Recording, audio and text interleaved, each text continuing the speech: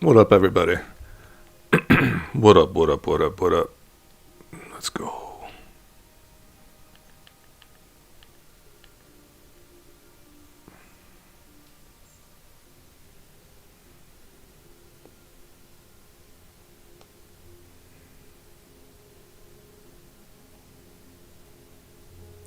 Loading. We're just chilling here. What up, guys? We're gonna build a budget deck today. In a moment.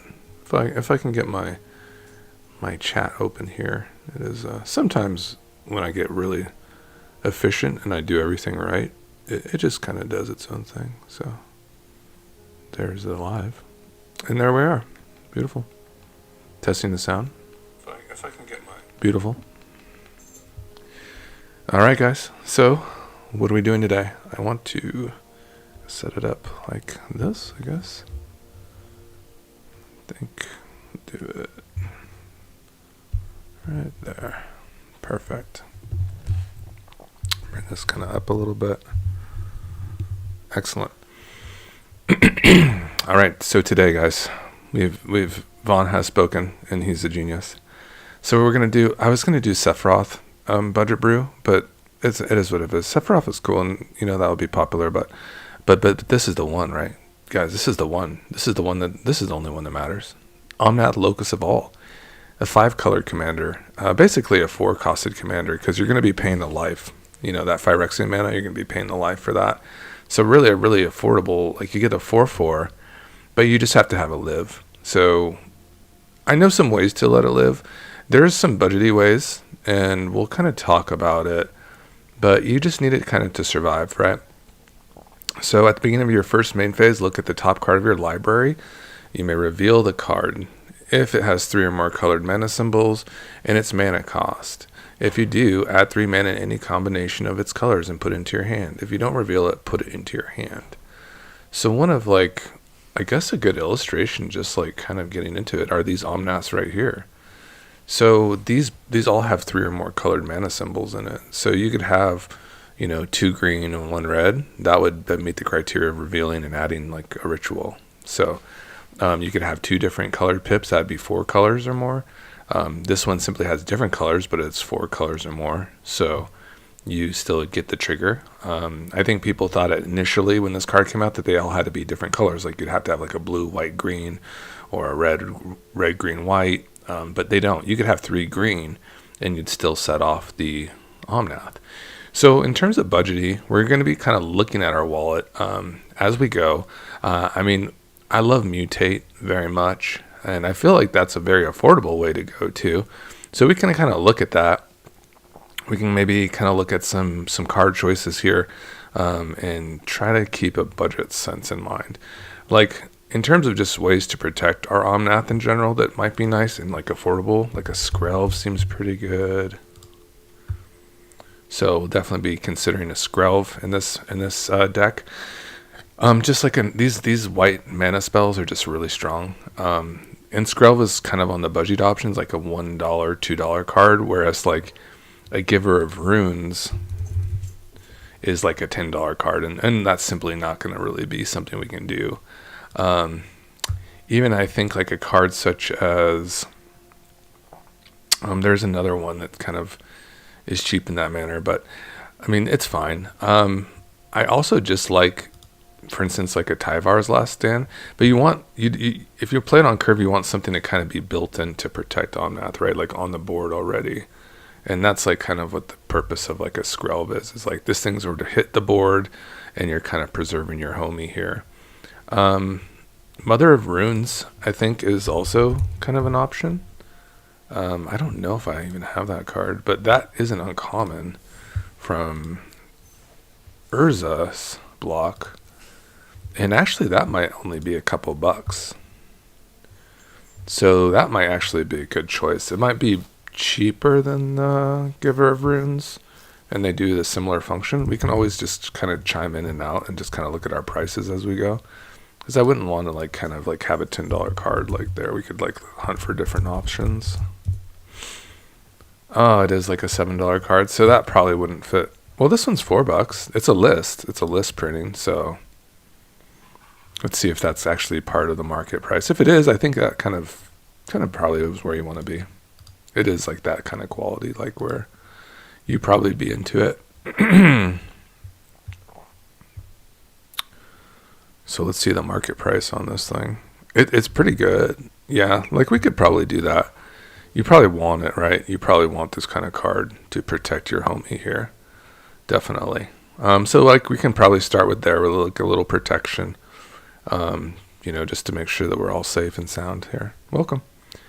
And today we're just building Omnath. We're just kind of starting from the ground to the top, and we have access to 5 colors here. So the point is to make sure Omnath lives, right? That's kind of what we're trying to set up here in that manner, is that when we cast him, he can live because he doesn't have a specific enter the battlefield trigger. You have to let him live a little bit, and you want to get that extra draw on your upkeep and the chance to reveal and do a ritual.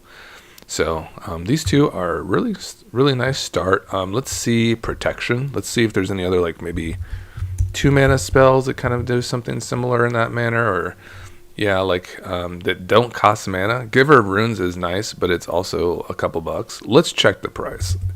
Once again, like if Mother of Runes you can get for $5 now, maybe you can get a Giver of Runes for a similar price, and we kind of want to splurge a little bit here to kind of get our protection going. Wow, okay, so foil etch is $6. Hey, there's a future sight. So the prices have gone down. You have some options here for Giver too. So we kind of love to see that. And that really helps out our game plan here. Beautiful. Okay, so really nice start here. We're going to protect our Omnath. I mean, we've spent $10 or so already, but we really need these cards. These cards are going to really, these white spells, they hit the board. You can have them come down with Omnath and just offer protection. Just really kind of cheat spells here. So Omnath is protected for the most part. And now we kind of need to move into some of the, maybe we can work into the adding, like how we're going to be ramping or wanting to ramp into this, because we do want to ramp into it to a degree, and we want to probably use green. Green is like a very kind of like, accessible way into this foray. So Farsi could be definitely kind of one of those things. Now, if we do play this type of land, we'll be seeking out probably basics, because shock lands will be pretty expensive. Surveil lands will be pretty expensive. Let's take a little checky to see how much, for instance, a breeding pool costs. If we can find some cheaper options, the shock lands have gone down in price a little bit, so they are still pretty expensive.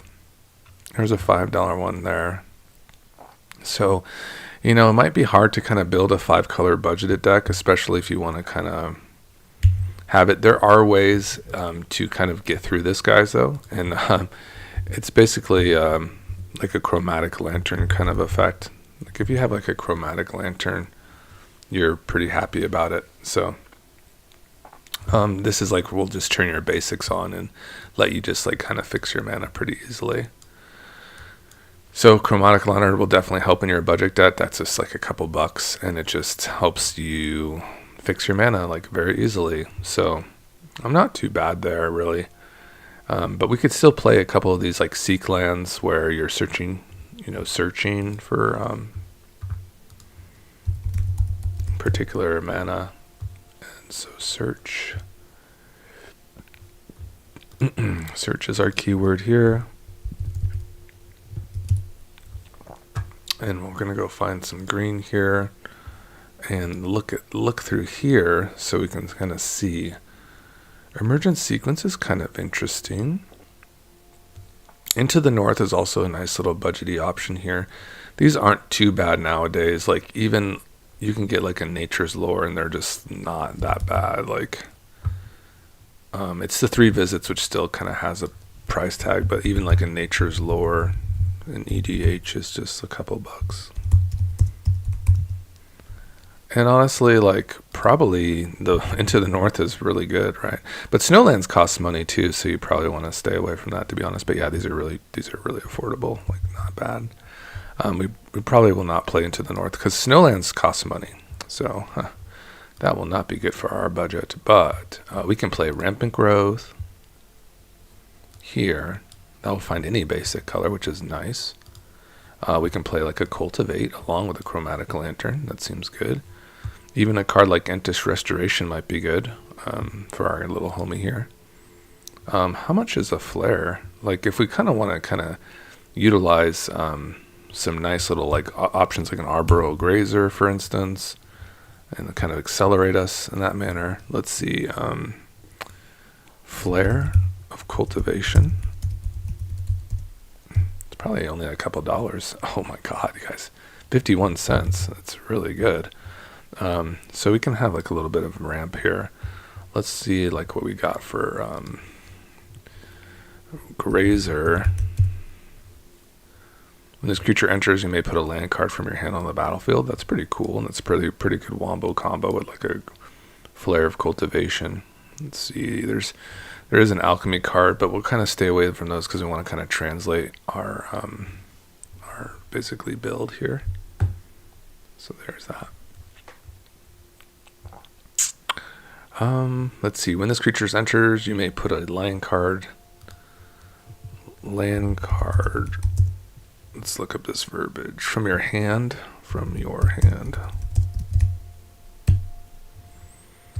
Okay. And we'll probably be looking for green.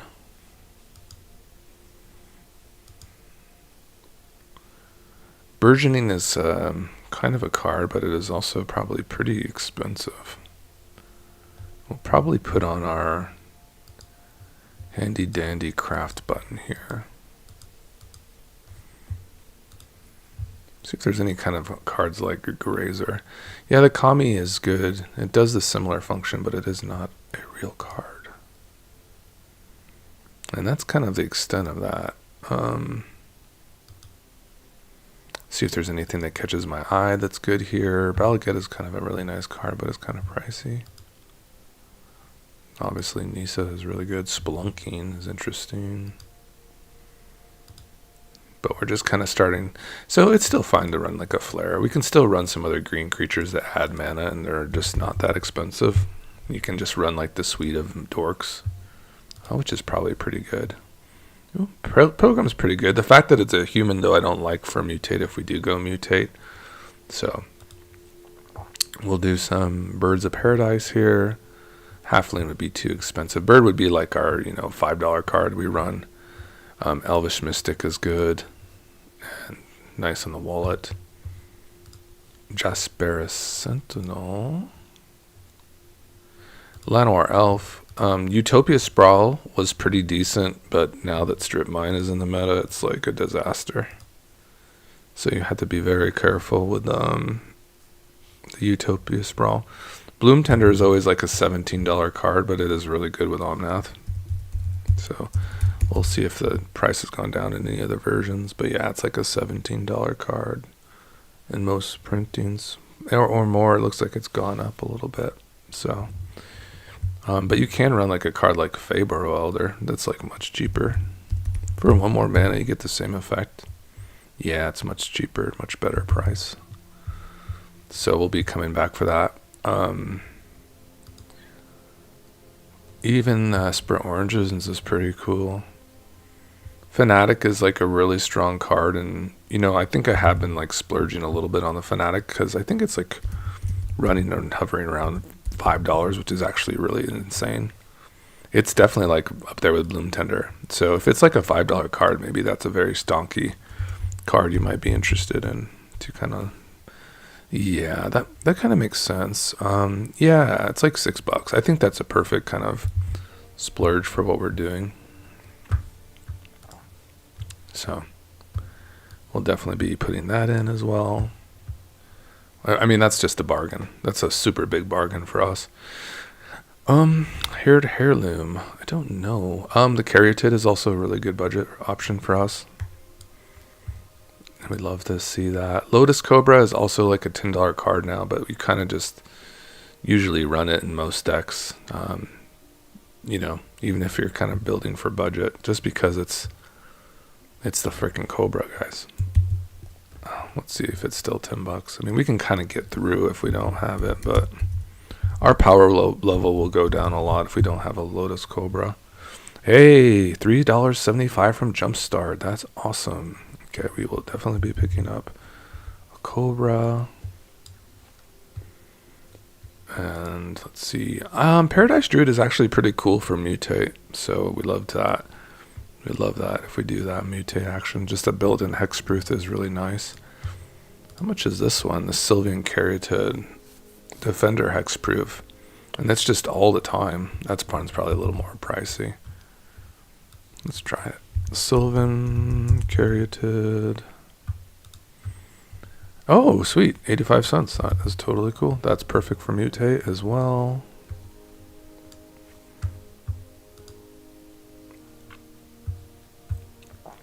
Florahedron is also just like a nice option. Just could be a land, could be a mutate target. Asusa. Asusa is always interesting, isn't she? Landfall is so busted. If she's like $2, we are definitely going to figure that out.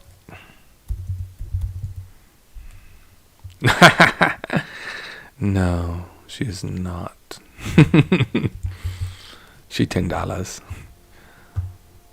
Balaga Recovery is always like a $4 card too. These are always cheap, like these fight lands from MH3. They're uncommons. They're just really nice. This guy is super cool. He's just a little pricey, and these are all pretty pricey.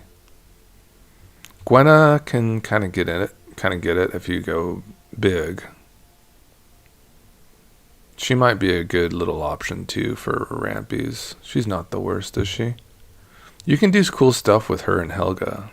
Helga is a really good option. Doesn't really necessarily draw cards. She just gets into your big stuff pretty fast. And she can actually get you to Omnath too. So we kind of like that idea. I think she's actually like $3 or so, the Gwenna. She's actually not like the budget bargain, super budgety bargain. Yeah, she's like a $2 card, which isn't the worst, but we're going to start stacking up some bills if we might have some different options. So we'll put this one, we'll put it in. Probably will make the cut actually. Okay, so we are still an ad, and I think we're pretty happy from what we've got so far. Trailblazer is pretty cool. Pretty cool. It's an enter. You have to have entering. Sylvala, I don't know what's going on with Sylvala. She is, I think, similar to Souza. She's always kind of, pretty pricey, but we can look. Whoa, that's a textured foil, is $38. $6. Actually not bad. $4. Yeah, you'd probably pick one of those up. That's a really good bargain. So mostly just busted green stuff so far. Ice Till Explorer is really cool. Invasion of Zendikar. Momentous Fall. Oracle of Moldiah is pretty cool.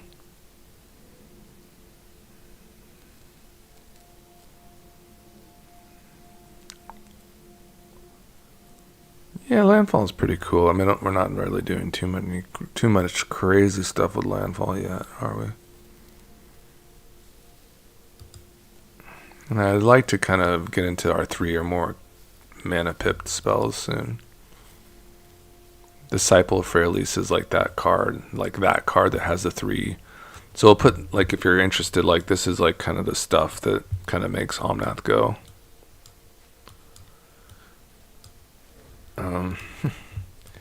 Will you let me move it over here?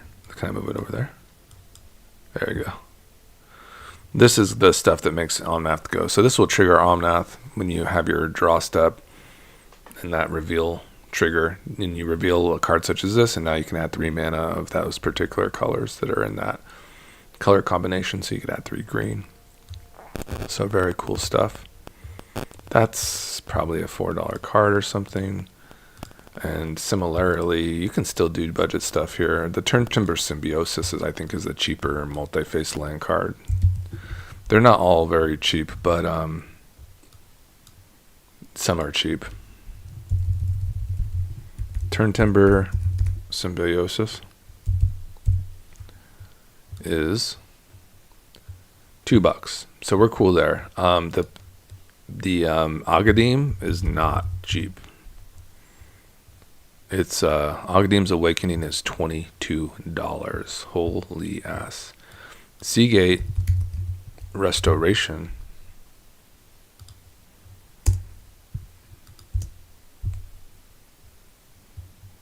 welcome everybody. I appreciate you guys coming in and visit. Kind of looking for a more look at that. That's crazy, guys. $34. So we do get to run the Terran Timber Symbiosis to kind of trigger Omnath, but that's that. We're not getting those other ones, and unfortunately they are very strong for this deck.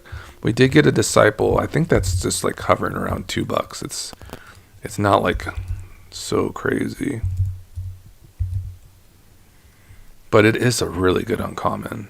Yeah, it's like $1.74. You can pick that out of your LGS like no problem. Castle's kind of interesting for this deck, but I don't know. It's just extra dollar bills, you know. These lands are all going to be kind of out of our budget, our wheelhouse, as you'd say. Xenarcan, I think, is still pretty cool. I think that's like, you know, just a fine option. Deathrite Shaman is not the most expensive card. It is kind of an interesting one too.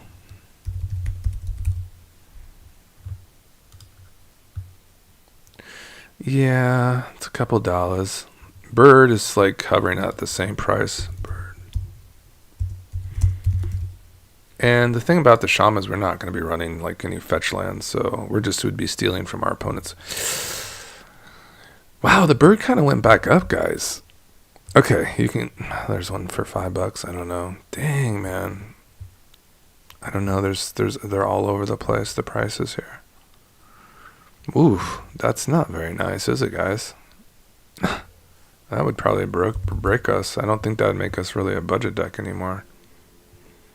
We might really have to just run the Avacyn's Pilgrim and pray that we don't have to mutate over it. That'll be much cheaper for us. Damn. And I think we kind of got through all the green lands and kind of what we wanted to do. So we started the deck off. We added our protection here. These were kind of like the $10. You know, this total here was kind of expensive for us. And then we kind of faded through and we really kind of just rock this out. These are like $3, like $4 or $5 now. So these were kind of our heavy cards. So I'll kind of put our heavy cards that maybe are a little more pricey around here. If it will let me. And then I'll put our Omnath triggers here. And this is our protection, kind of expensive stuff. All of these are just super affordable, like literally pennies. So these were like not too bad either. So doing pretty good so far. Here's our protection. We got a little bit of ramp here, and I think it's time to kind of get into our like mutate stuff. And mutate is like a really nice kind of thing. So there are some nice like, you know, spells we kind of want to think about when we build like a budget mutate deck. We definitely want to have our best mutate cards. So that would be like your Ivy Gleeful Spell Thief. What a fantastic card that is. Let me get this stuff over here. Our lands. She is so stellar. So whenever a player casts a spell that targets only a single creature other than Ivy, it may copy that spell. The copy targets Ivy. So Ivy just doubles up your mutates. It's fantastic in that way. And what we did for the mutates so far is we have our Paradise Druid, which is really nice. We have the Sylvan Caryatid as well, and these two, this one will just always have hexproof, so it's a perfect mutate target. This one will have hexproof as long as it's not tapped. So you can kind of do your ramping business and then start mutating over this and be very excited.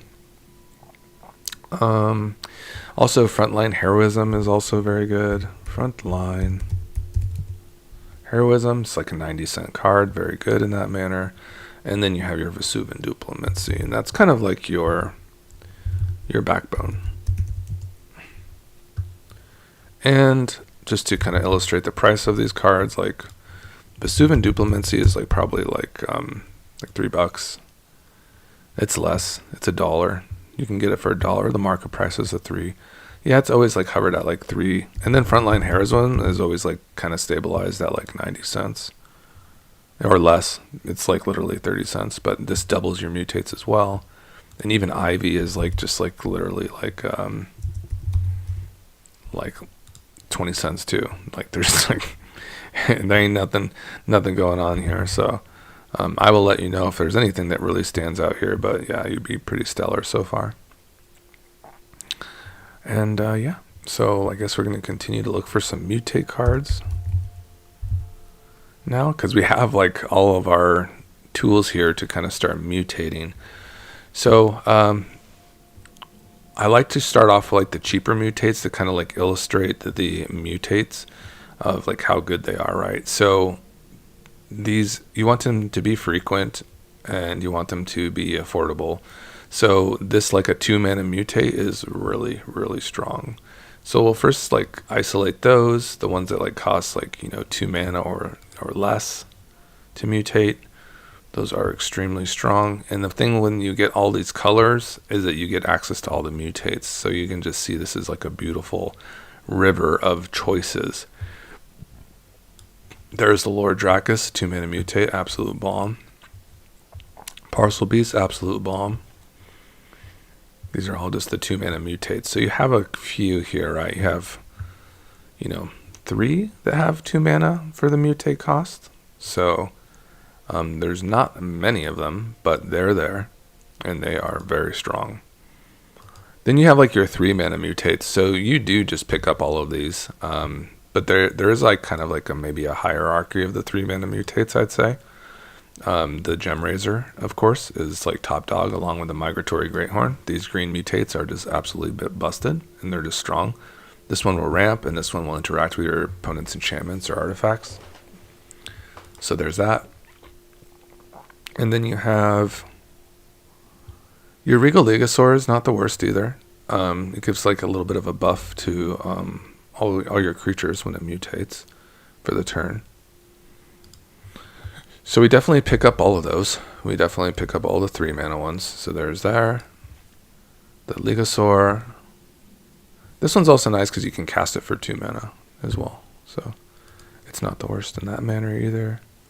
And the Porcupine is pretty good with like a Snapdax. It's probably one of your weaker ones, to be honest. This one's alright because it will give your thing Death Touch and it'll start draining your opponent. So that's a little bit of value. Probably one of your better Death Touch 3-mana mutators. Flying is a really good keyword, so we love the Vulpikeet. And the Huntmaster Legosaur is probably like the worst 3-mana one. Just the fact that it's 4 mana to cost is kind of like, it's just not a good casting cost. The Flying, I'd rather have the Flying. The Flying kind of makes it better. The Vulpikeet kind of swings in, I would say. It is an option. And you can be somewhat selective because you do have access to all these mutates too. You just want to pull out all of the ones that are going to trigger Omnath. So that's why this fits so well. Is you have like a Brokos that will trigger Omnath. You have Vadrock, which will trigger Omnath. Nethroi will do this as well. Eluna will do it. Snapdax. This is the best stuff. It's so fun. This is like the best way to play Commander. Sawtooth Demolisher is really good. Auspicious Sterex is really good. The Lurker is pretty good too, just like for getting some gasoline, kind of a higher mutate cost. You want to have like a little bit of interaction when you do your mutates. So like the Sawdust Demolisher will interact with your opponent's stuff. Gem Razor will do that. Porcupine will do it for degree. Evercool Phoenix is good because it will kind of like give you some longevity with your mutates. This is a sacrifice with a Chittering Harvester, so we love that. The discard is interaction, but it's just a discard. It's not like the greatest. This Dirgebat is always interesting. Like, the mutate cost is way too high. You'll never like really cast it for mutate. Like, you just simply won't like get into it. So it's just kind of sitting there. But yeah, I think it's just too high of a cost. The effect is strong. If it mutates, you get to start destroying stuff, which is nice. But other than that, it's whatever. Pouncing Sword Shark also similarly is just the GOAT. Archipelager, also just a very high mutate cost. A nice effect, but just like perhaps too high. The Dreamtail Heron to draw is also just a strong effect of a mutate card. And to make these tokens seems pretty good too for your Cub Warden. So, and all of these cards are fairly cheap. I think the most expensive one is the Nethroi. So let's check on Nethroi. I remember it was kind of peaking out a little bit. People were kind of getting excited about it a little bit. But yeah, we're good. That's like probably their highest costed card so far. Was in Nethroi. Snapped Axe is amazing. Obviously, these are just amazing, like 3 mana spells. And honestly, I'm pretty happy about that amount of mutates. That seems to be pretty decent. Is there maybe one that we want to get in still? Necropanther, Boneyard Lurker. Those are just kind of pretty decent. But perhaps maybe one more mutator would not be terrible.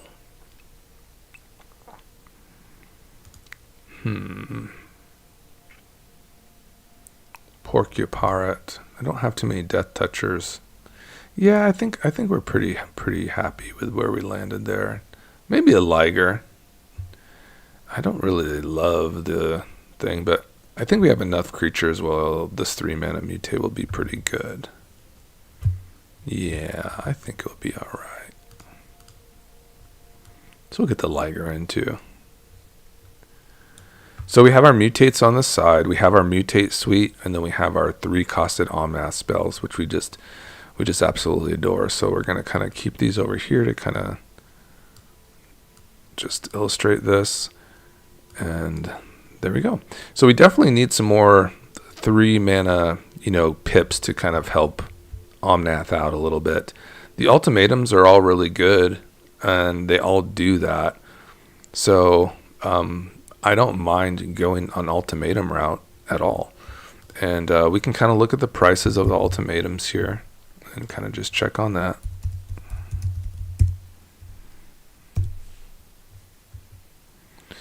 And we're kind of finding that we have some really nice ultimatums here. So they're $1 for the Ruinous Ultimatum. Cruel Ultimatum is cheap as well. Genesis Ultimatum is super cheap. Beautiful cards for us, really. Very nice stuff. Inspired Ultimatum, Eerie Ultimatum.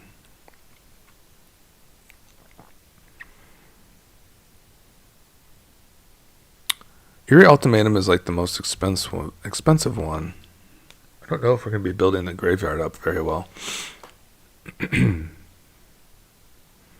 But we can definitely get ourselves some Emergent Ultimatum action.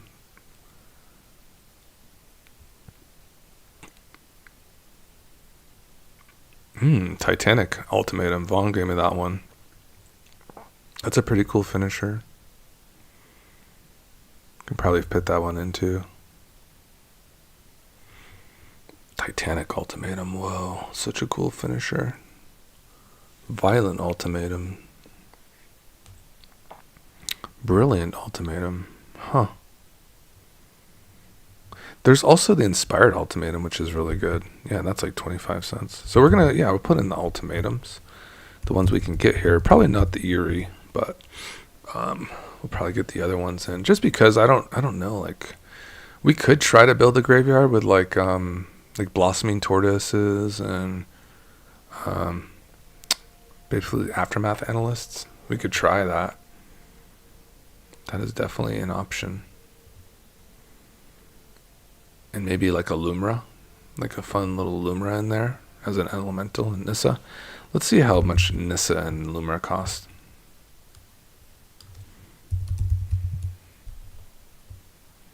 She's too expensive, huh? 17 bucks. It makes sense. That card is just so good. So good. I'm curious how much Lumra costs, just because it's such an interesting card. Oh, wow. Wow, Lumra is like a top dog, huh? Really spiked up. Really spiked in prices. Really amazing stuff. Okay, so we're going to pick up our Emergent Ultimatum, Inspired Ultimatum, and our Genesis Ultimatum, and our Ruinous Ultimatums. Fantastic. Casualties of War is also a really nice option. And that triggers our Omnath and gives us like a lot of removal. So we kind of just love that. It's such a cool deck. Yeah, and then is there like some counter? Is there like other spells that just like have 3 or more pips in them? They'd obviously be 3 mana cost or more. And we can kind of see here the options after the monocolor cards, kind of what we're working with for these options to kind of help Omnath out. You always want to kind of look at them to see what they do. Investigation for that guy. What is this one? Return a creature controlled to its owner's hand and destroy all the other creatures. That's kind of interesting.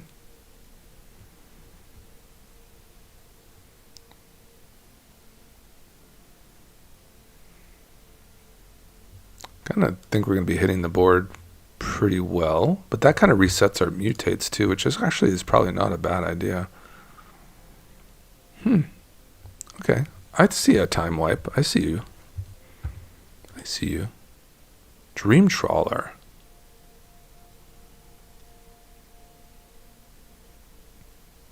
I kind of like that it has built-in hexproof too. It's kind of really good for mutate. It's super good. How much does a Dream Trawler cost? Oh, we're getting really juicy today, guys. Dream Trawler. Yeah, that's cool. 22 cents.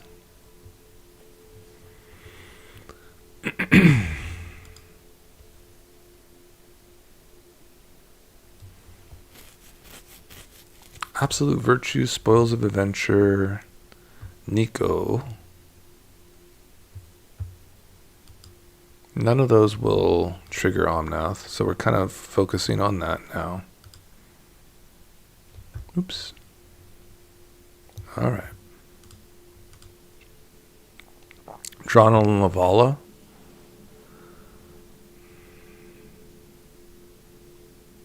Huh.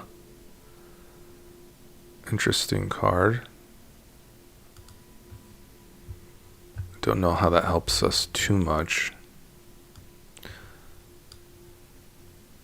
Angels. Kaya's Wrath. I don't know. I kind of want to preserve at least one of my cards. The Rider.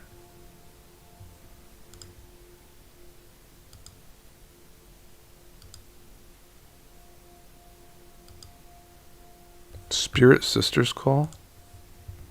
No. How about Kaya? She's value, right?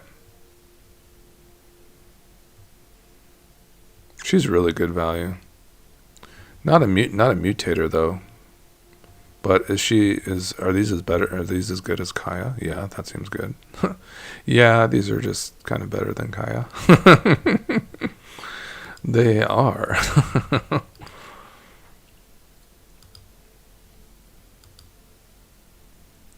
Covetous Urge.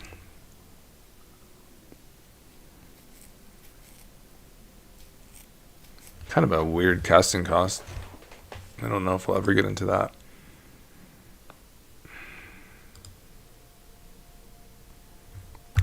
Yeah, these are kind of hard to cast. These, to be fair, will be kind of hard to cast as well.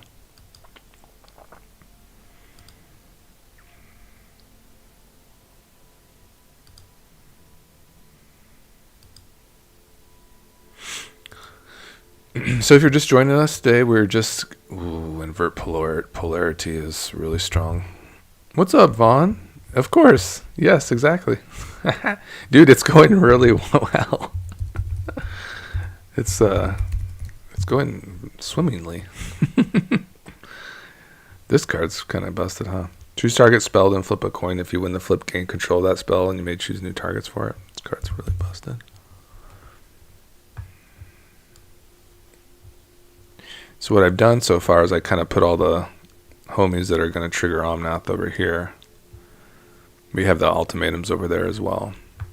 And that's kind of what we're filling the deck out now with, is just cards that will trigger. I have like a nice mutate backbone. We might find some staples, like, so leave in your head like room for like 3 staple-y interactive spells like swords. And I think we're going to be really happy with this deck.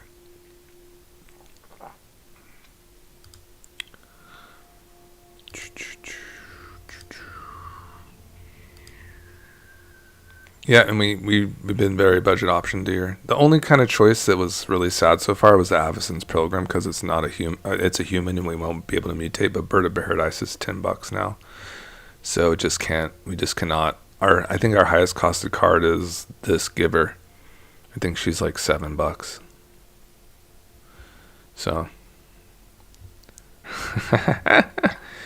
thanks, man. I appreciate you. You give me some ideas. So, yeah, I don't know about Nimmiza. That's just might be a little bit too hard to cast that one. This used to be pretty hot stuff, actually, when Strixhaven came out. But the power level has changed a lot. You know? It's changed. It's simply changed. Bedevil. That's pretty cool. I'm very fond of that. That seems really nice for us. Bedevil. I have a feeling it's going to be hard to cast a lot of these spells, but... So, here's a trick I've learned, guys, is the Chromatic Lantern is great for your budget decks. People hate on this card, but it's because they're playing, like, fetch lands, and maybe they're not playing budget. This is your most budget-friendly card, is the Chromatic Lantern. It's not even close. This is, like, your S-tier budget card. Gwen is pretty good too. Cultivate. We have all the rampies here. We have I think we put in, let's just do an MCDF check, because we have 40 lands to start. We have 2 here, so we have 42, 43, 44, 45 lands. So I think I'd actually like the 45 lands. So we basically have 3 cards. So Swords to Plowshares is one of them. So basically we have, 2 cards to kind of look at. I probably would just, look at the 5, 6, 7s here. And kind of just get right to the 3 or more pips. We already kind of looked through the Orzhov, and we were kind of already on the multicolored stuff, so. What is this guy? Rankle and Torbrand? No. I mean, kind of, but maybe we're really happy about these like 5 mana spells. I'd rather have like a little bit more variety in the mana pips. Like even this Bedevil kind of seems like I'd rather run like a Void. The Void, is it called Void Ray or something like that?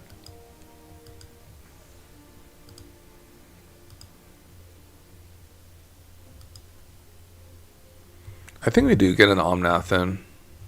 I think we kind of let that guy hang out with us. Where'd he go?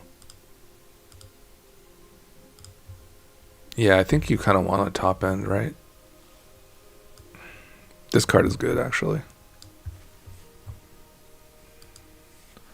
Probably all the Omnaths are probably good in this deck. Maybe we just check out the Elementals real quick and just look at the prices of them, because I think they're all pretty, affordable. And they all have like 3 or more pips. So that's $4. Maybe. It gives like card advantage. What about the little Omnath? It's really good too. Maybe just say go with those guys and just see what happens. And we can kind of tune it from there. It will be nerfed, right? Oh, I don't even have it.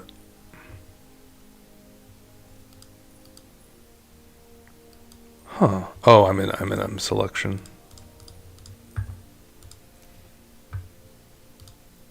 Yeah, it's a mythic. I don't even have it. I won't be like, you know, hating my life because I didn't put them in. I think we just need to like get some removal.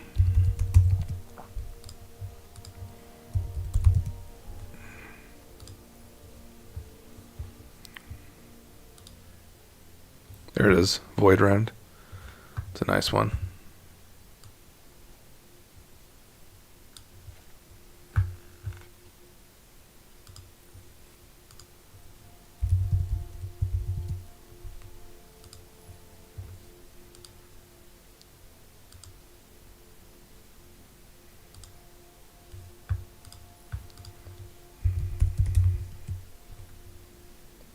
Yeah, and maybe we'll get like, do we want to wipe? I don't think we do.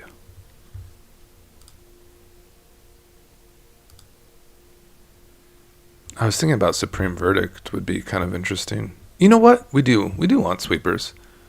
Sweepers are important. All right, so this is the deck. So here is our stuff. All right.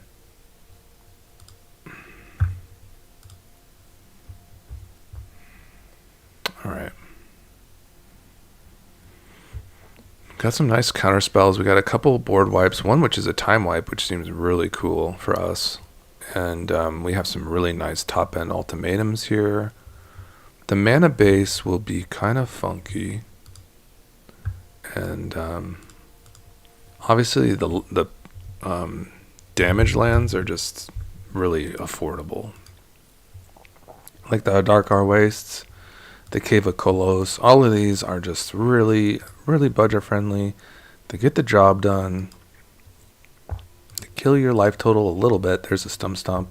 Be picking that up, of course. But it's not like, oh my god, you know. Not like it's gonna kill you, right?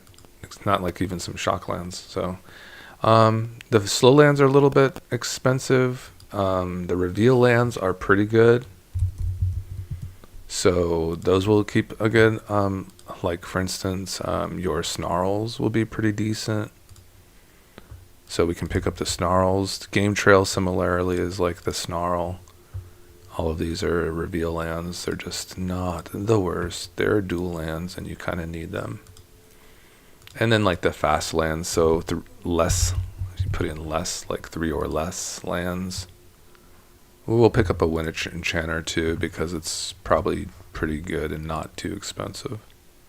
Jawari will pick one of those up too. And yeah, we'll pick up a Mauling. Probably just kind of fighting for removal here at this point. And probably even pick up a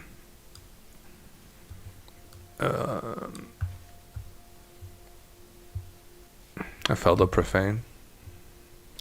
These are pretty good too. Like actually the Glacial Forests, they might even be better than like your fast lands here. Because you're doing Snarls and you're doing basics. So where's that one I just put in? The Seacrum Coast. You can probably get rid of that and just do these unless you control lands.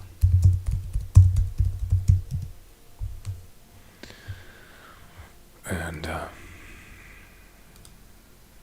we're just going to go through colors here. Attempt to learn something along the way. There you go. Glacial Fortress. These are nice. The land enters tap unless you control a plains or an island. We're going to be playing lots of basics, so let's see how far we can take this. So that's for white. Let's try blue.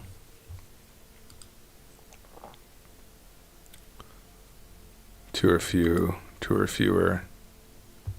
two or more. Two or more basics.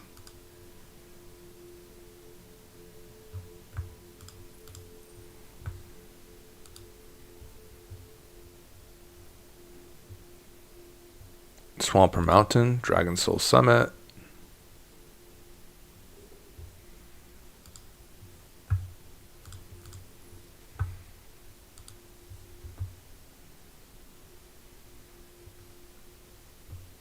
Rootbound Crag.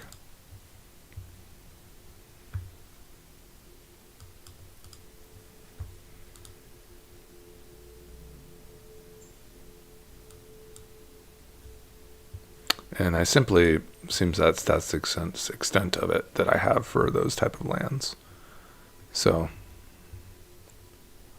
we can pick up some of the Stapley cards here. Command Tower. And I did want to Fell the Profane. And I want also a Swords, for sure. Wash Away, those are also good. Wow, they're so good. So we did well with the lands. I think we can top out. Oh, we'd already got a 42, so we're going to get a Wash Away in there at the very least. And that'll be kind of on the budgety side for us. Maybe that's kind of our limit. Maybe that's it, guys.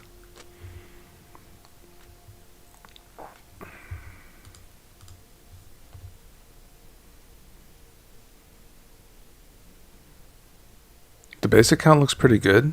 We're going to be fetching up lots of lands. And I think we're just going to let this roll.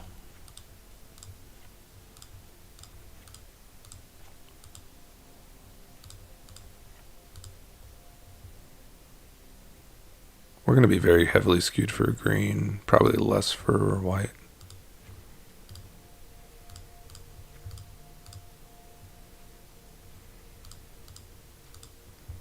I don't know why red is so underrepresented.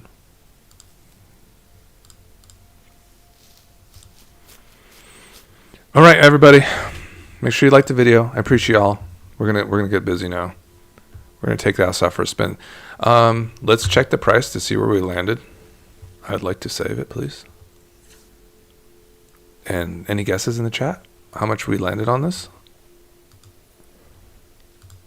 I'm gonna say this is probably $100. That's kind of my guess. I think we kind of got it in at like 100 because we took out the Bird of Paradise, which was going to be pretty pricey. We have dirt cheap lands. I'll probably just put this right for the commander deck because there'll be a couple changes, but it will be like not many. So Omnath budget.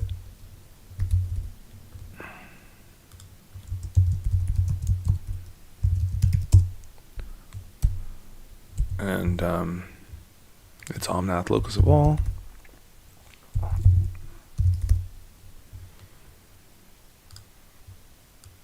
Unless like Time Wipe is like a whole crap ton of money, which is possible. We're definitely going to get Congregation of Dawn into this list like ASAP as well. That might be a couple dollars, but it's just an amazing card. $91. You'll love to see it, guys. And then we probably have a lot of lands. 43, so we have some wiggle room.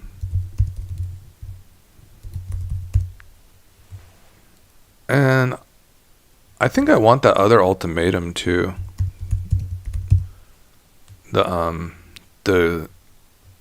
Is it Titanic? Is that the Gruul one? That one looked really cool. Yeah, we want that too. I have that card. Sir Vaughn gave me that as well. So, yeah. And then we can just go like this. And like this.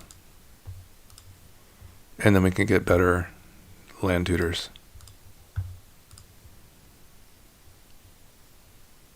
Yeah, we'll keep the newfound. We'll get nature lore.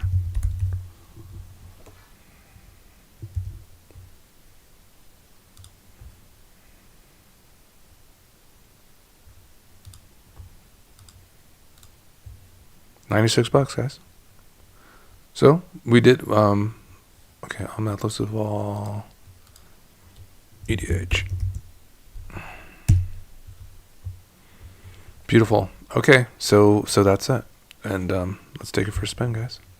Let me see if I can go ahead and just add the list here so you guys can kind of check it out while we're watching.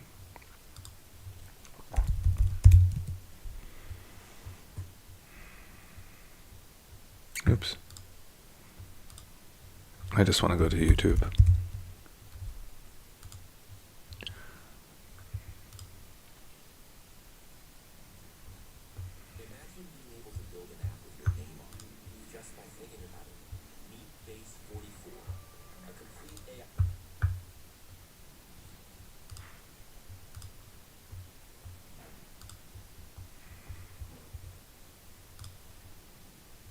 And let's see if I can just plug this into the comments. Can I make comments on this? Man, I think I messed that up, guys. I'm sorry. Well, I guess I'll have to wait till it's over. But if you guys are interested, I'll just plug it right in here. And there's the deck. And we're going to get busy. Play a couple matches.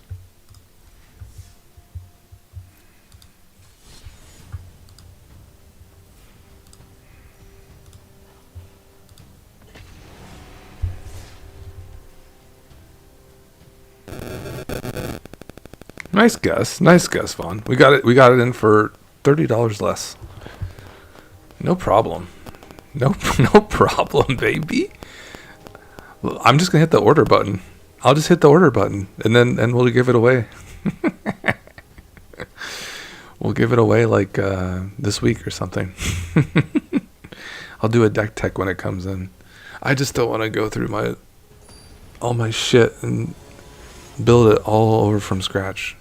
Well, I have most of the cards, so it won't cost me that much. This hand looks sick. We have ramp.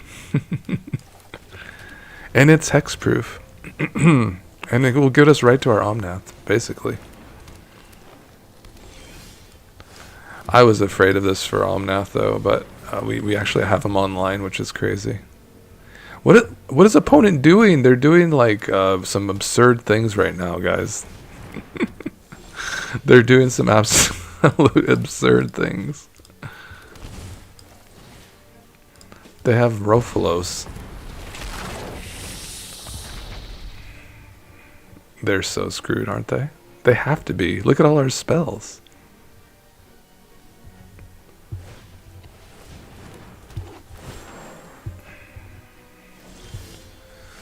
Reveal? No! No! No! I guess we're ramping. Anything light up if I do this? Oh, I can mutate. I think it's going to be right over our hexproof homie, right?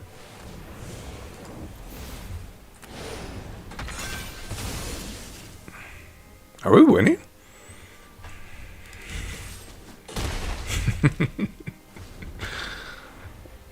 Are we winning against this guy? This? I don't know. They're in green. They got some nasty shit. Can I? We were one away again, guys, to get in our ritual. I don't know. I can destroy some of their things. I don't have any cards in the graveyard yet. I'm probably not close to much of this unless we do a ritual. So, I think we're just gonna ramp into some red mana here. And then probably play this as a land. And oh, this has Defender. That's really interesting. I can't even swing with it. Okay.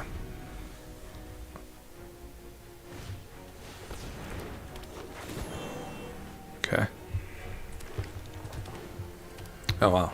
Yeah, they're just oof. Can I interact with them? I can interact with their things to an extent. We're just breaking, guys. We're just breaking on that. I feel like they could just kind of explode.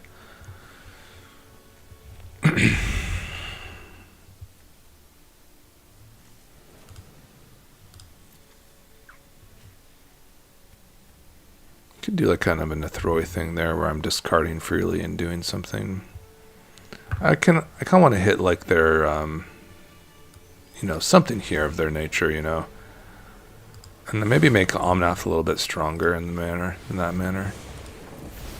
But that would just make him sacrifice if I mutated on this too. So that's that. So I mean, I got kind of enticed by doing that. But this is cards. This is cards. This is more accessible cards, I guess.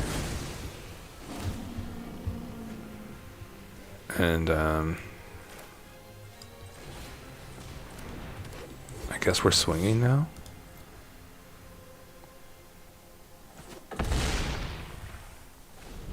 We're just like away from a hoof, though. We're kind of in trouble, right?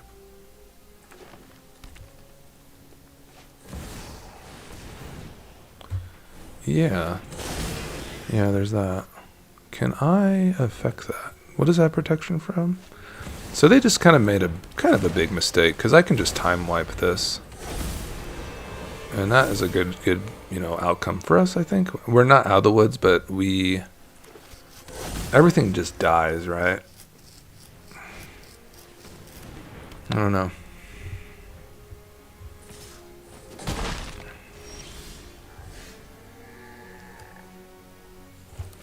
I must control one of these. I do not. I do control none of them.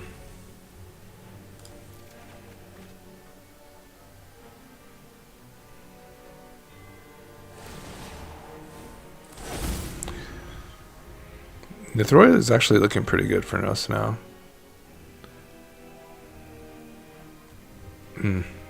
We faded some reveals there, let's be honest.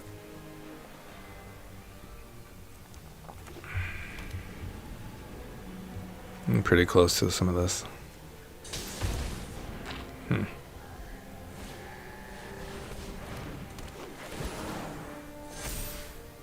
This is not good.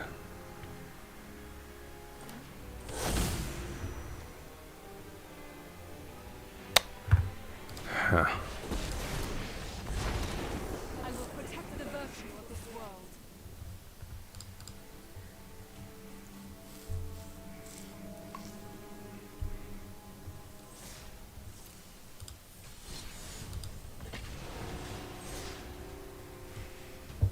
And the Nithroid didn't look too hot there. But it is just mutate. I should have just been mutating. I should have just been probably mutating over Omnath. There wasn't really too much danger there. And I could have destroyed like a lot of their permanents on the way.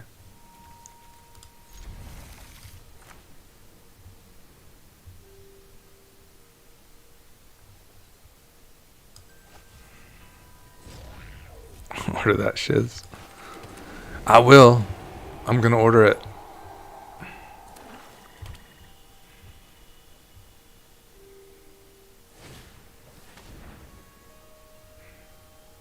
What would you take in this manner? The wash away. They're gonna make me discard, guys. Well, I don't know. I got lined up against Turok and Rophilus. Opponent, I do not care about what you're doing.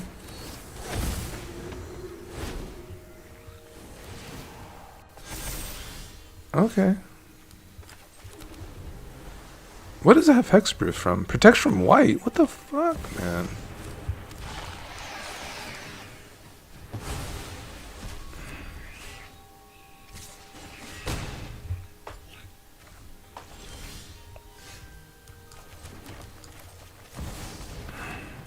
Live, please, Savala. Please live. Never lucky, guys. I kind of forgot about Dark Ritualize. That card's like $10 now.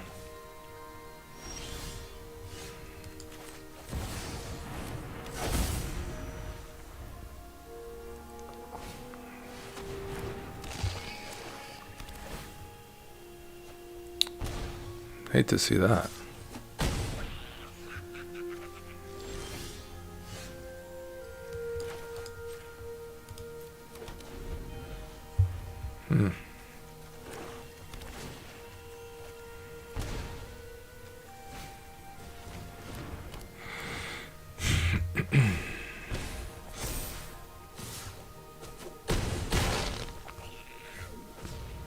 I'm glad I added the board wipes because they could come in handy, every now and then, but That is what it is, man.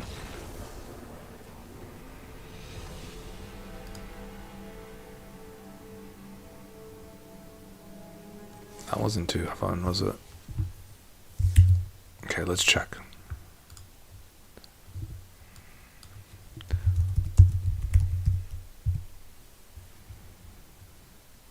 Oh, it's not that bad. It's only like a couple bucks. It could probably help us in some circumstances. We have kind of high costed spells.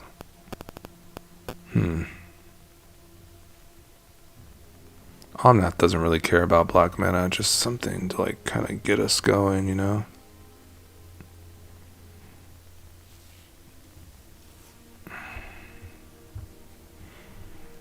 It's kind of enticing to add like a hoof or something too, as like just as a finisher, because I hate losing. I hate losing so much when like opponents are like having access to things and we don't have access to things. It makes me kind of sad, and that actually does trigger Omnath. So we'll go over 100. It's fine. Like we would have just simply won against that Rolfulus if we just dropped a hoof, and that we could have just been done with their nonsense. I still like the idea of these ultimatums, though. I like the idea of a Dream Trawler. I like all these ideas, and we definitely want to set Omnath off. So it would have to be the mutates can't go, the Omnath stuff goes. It has to be some sort of incidental stuff, maybe some sort of removal. Like, well, that sets off the Omnath. This is ramp. This is ramp for creatures. That would have helped us, but they just die. These Sylvanas and these Squenas, they die. That's why we need these homies. Wash Away is good. Yeah, I'm pretty good. I'm pretty happy with all these cards, man.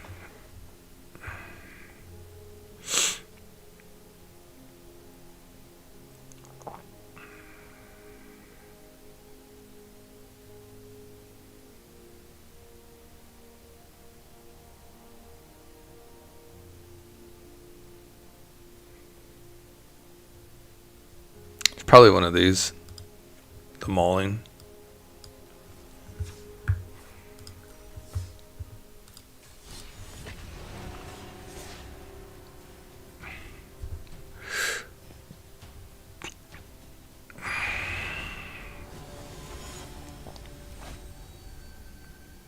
Ha! 15 Dark Rituals. They like go up and down in price too. It's like kind of crazy to see the pricing on those. Sometimes they're like $5, sometimes they're like $2. Like they're just all over the price. All over. You know, black mana is not really like the most important thing for our guy here. Colored mana is very important for our guy.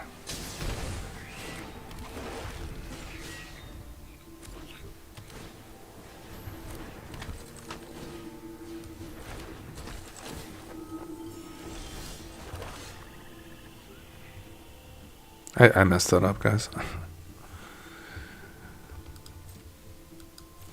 Oh, Blake. I wasn't thinking. I was just even saying black mana doesn't matter.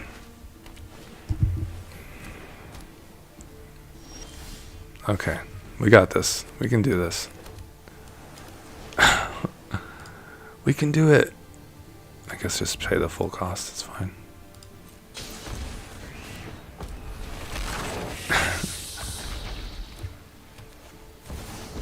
Johnny.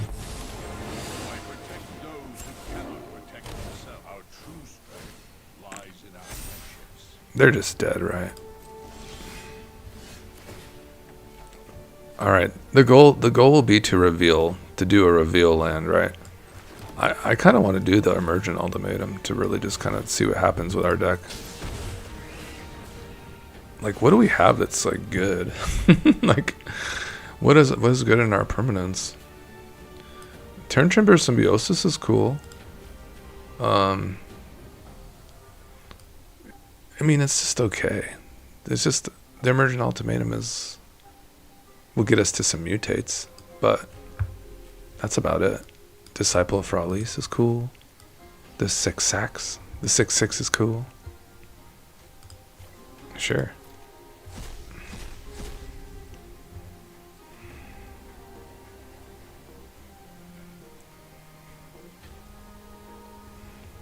It's not like, oh my god, time walks. There's so many time walks.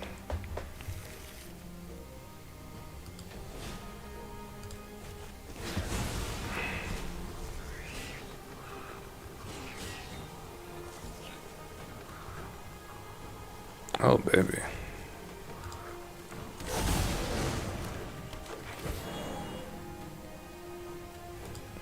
Bye, Omnath.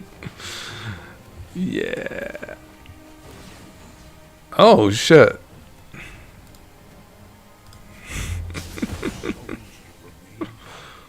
I wasn't expecting that to happen, guys. We can do this now.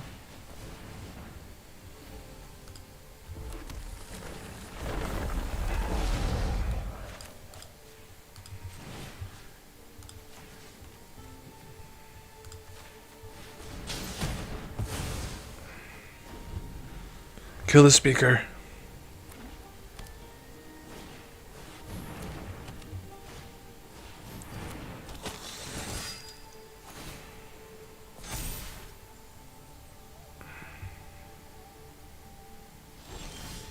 This is going to get really cool.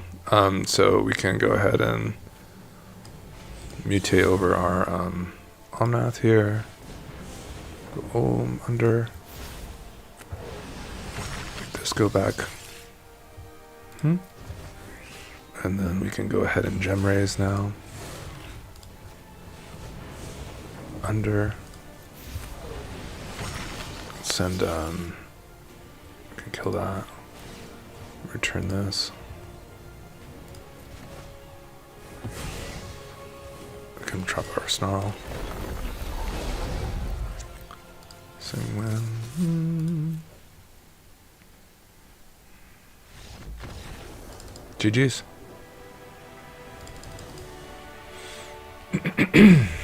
Vaughn, what a great idea to do the budget. And you know what?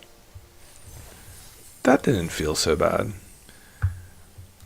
Our ultimatum didn't feel that bad, but there's probably some super sick cards. Like the ultimatums are cool. Any of the ones that have to deal with the like graveyard though, I'm not really so sure. So these are all good. Casualties is good. Dream Trawler is cool for mutate, but I don't know. It might be a little tad slow.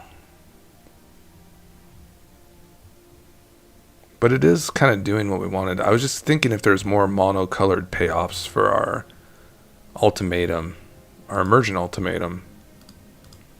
I mean, it might be hard to find. You'd probably just be looking at like your 7+s and kind of looking to see what's going on. Amaria's Call is cool. That might be like a really good call. I forgot about that one. It might be only like a couple bucks now.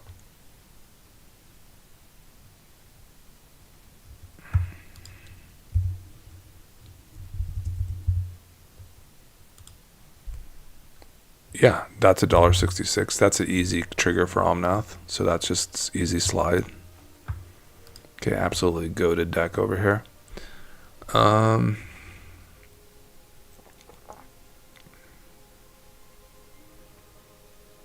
mean, Sarah's Emissary is pretty cool. That's monocolored.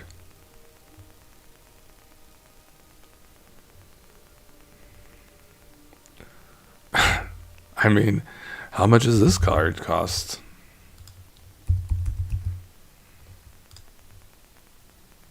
It's a couple bucks. Not bad. I think we'd like to have it more than the Dream Trawler.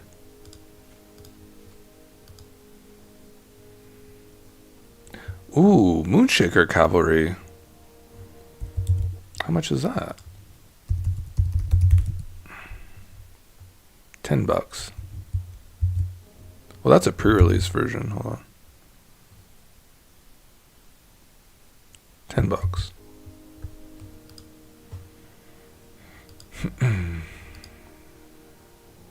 Okay, now we're kind of feeling it. Now we're kind of feeling it a little bit.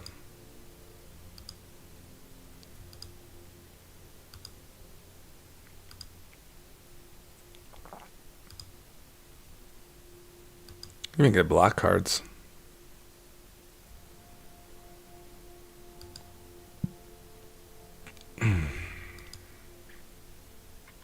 Razaketh. Valgaboth. This isn't too pricey anymore, actually. It's like, well, is it like $10? Valgaboth. Yeah. $10.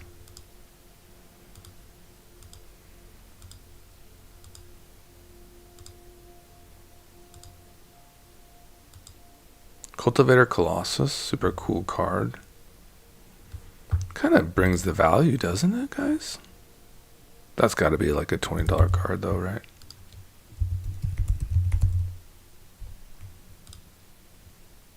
Oh. Oh, yeah. We're picking up one of those.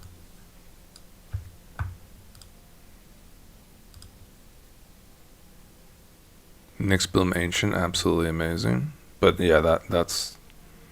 The prices are so weird since on all the reprints. It's like, these cards used to be like $20, you know? And it still is like $20. Titan of Industry is pretty cool too, really.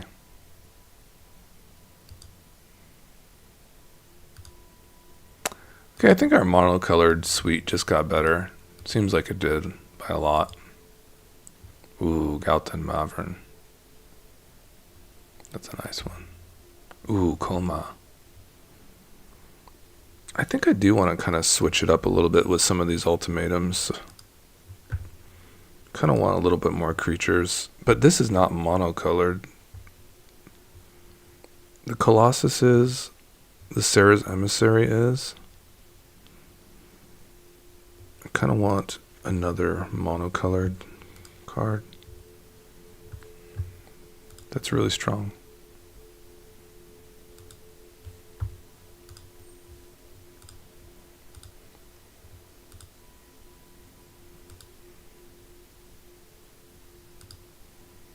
It preferably has 3 pips.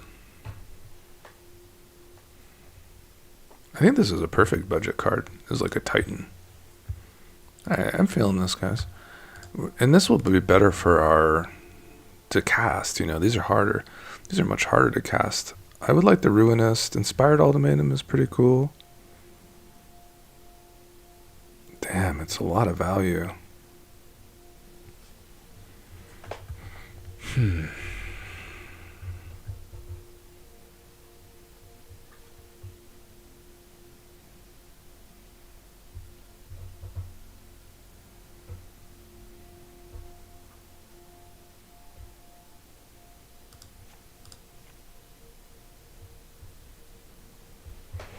Okay.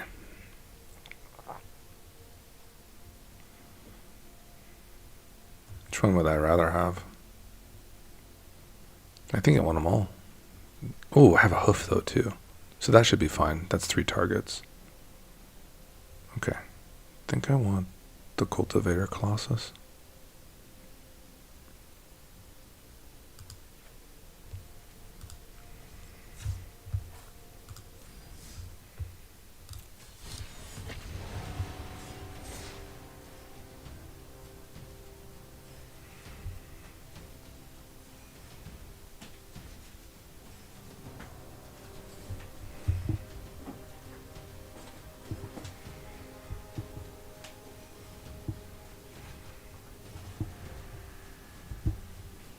All right, everybody, we'll do like 3 more games, and just this would be like the list for the brawl. So we'll have a brawl list, and we'll have work on the commander list a little bit. But for the emergent ultimatum, it looks like it kind of wanted monocolored permanents, so I think it'll probably be skewed more to those overall. And this looks like a nice keep for us.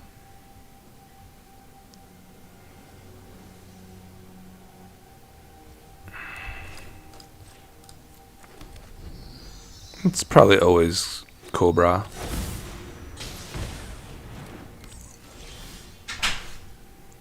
But you do get a little protection, don't you, with the Paradise Druid at the moment.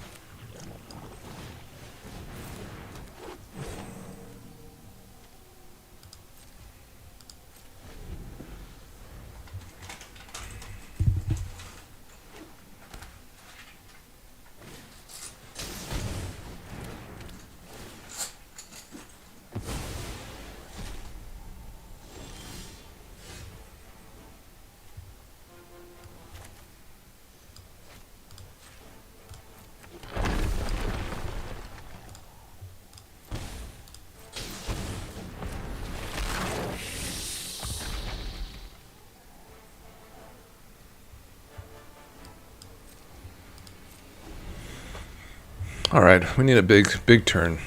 We need to do a reveal. We need all that at once. Okay, no black mana. Concedes. Okay, awesome.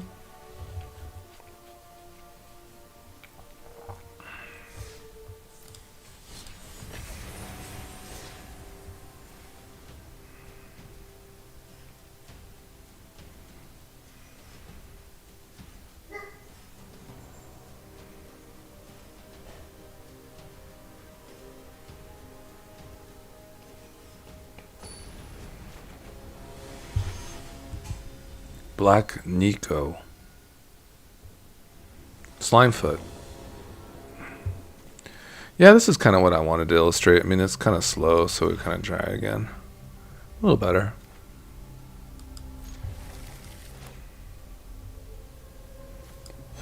We will be delayed on our Omnath, but I'm just not really into mulliganing.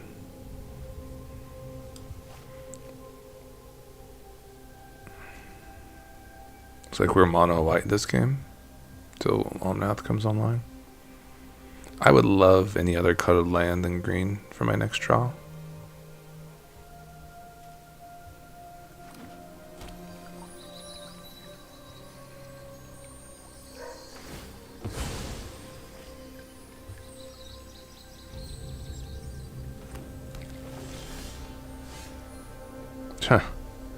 Ultimate punish for playing my tap land first.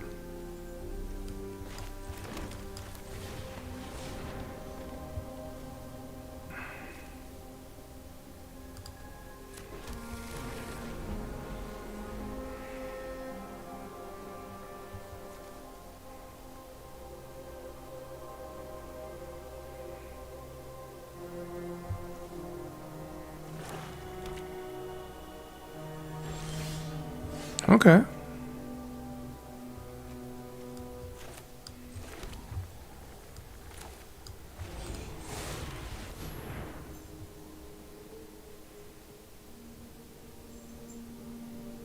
I mean, you could have been stubborn and played like your Skrelv out there first, but I think this is fine.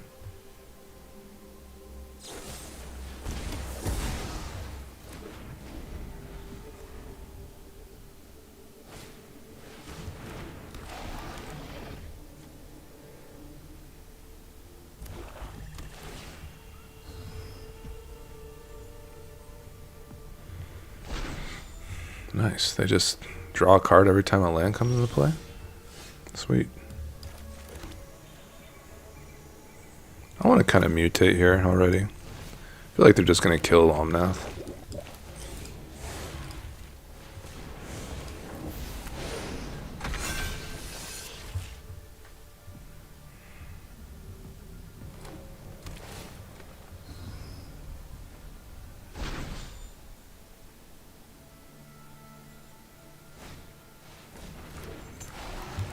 Wow, so they're just drafting these, probably?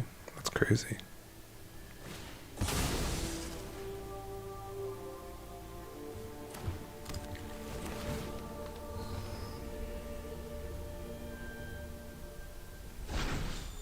Wow. What a card. Just full grip.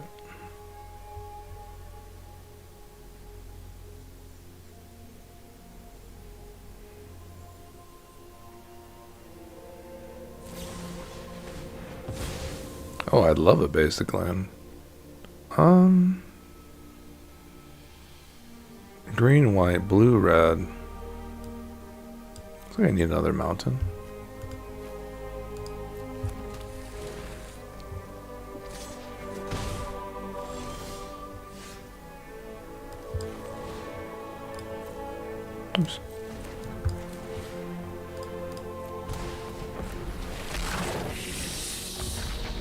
Okay, Omnath.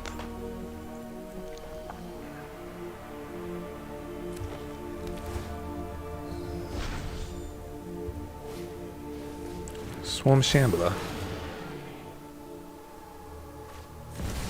Rankle. I love this deck. I love that you get to draw a card every time you play a land or a swamp or forest. That's crazy. Oh right, yeah. This one. I love that for me.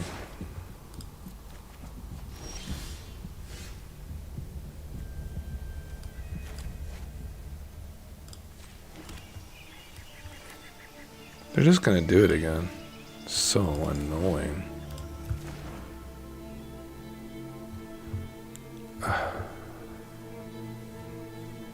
Fine.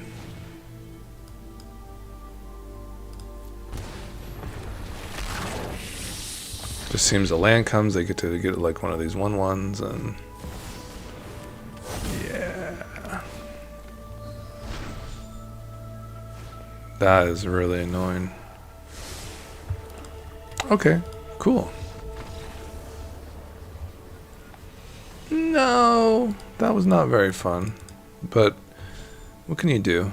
My mana is not the greatest.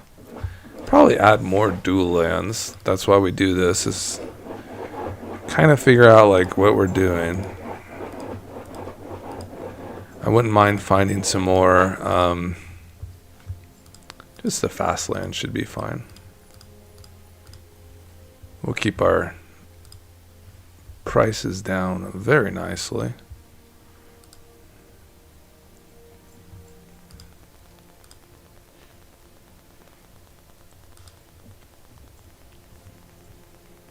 I don't really care too much about the black mana. I need like more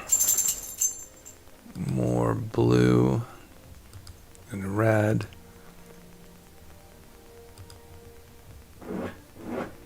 These snarls are not looking as good either.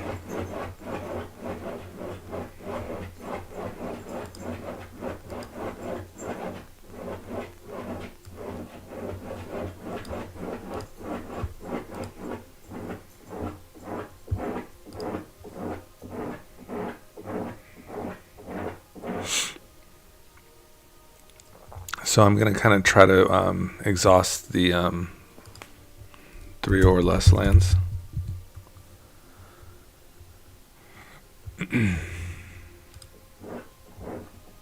Two or fewer.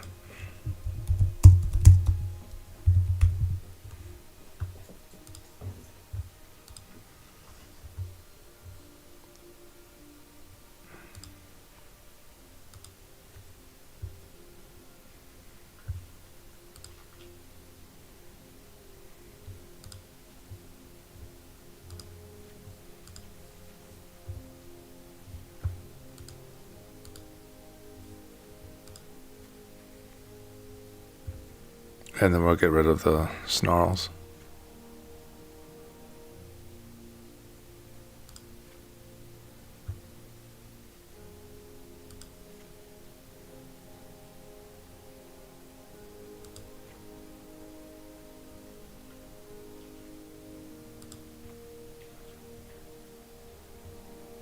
Well, thanks for joining me, everybody. I appreciate you. We're grinding. We're grinding today. Everything looks cool. And maybe there's like a hidden snarl like left over, but it's okay. This is the deck. This is the deck.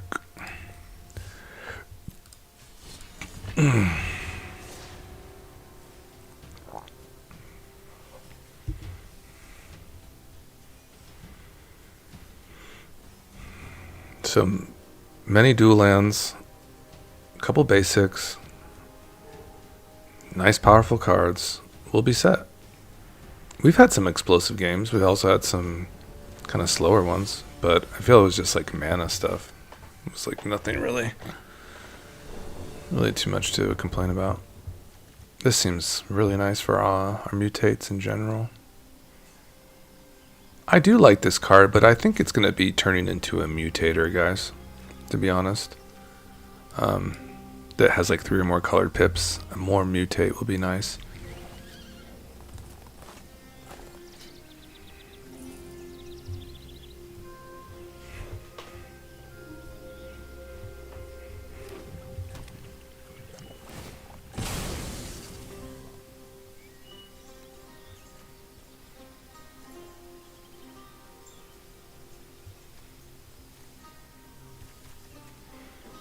The thing is that this thing has defender, so it's also kind of a cool mutate, but it's more like of a placeholder. And you can't like attack with it, which is an interesting kind of risk reward. You don't get to attack with these if you mutate onto it.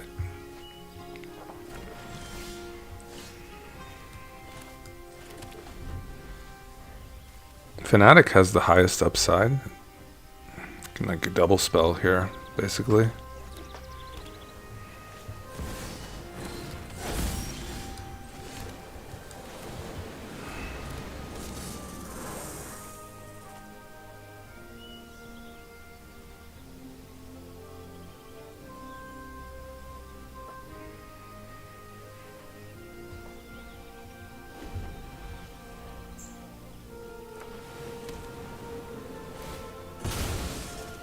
Okay, it looks like they're setting up to counter Omnath here.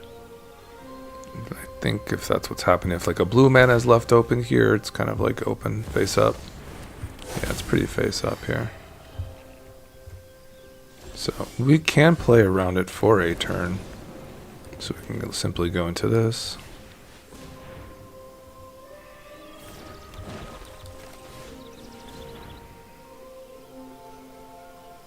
Fetch up a white source.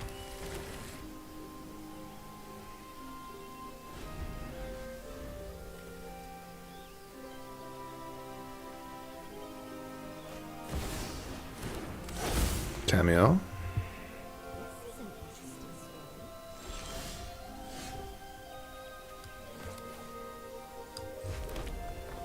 Okay. I think it's time for our homie here.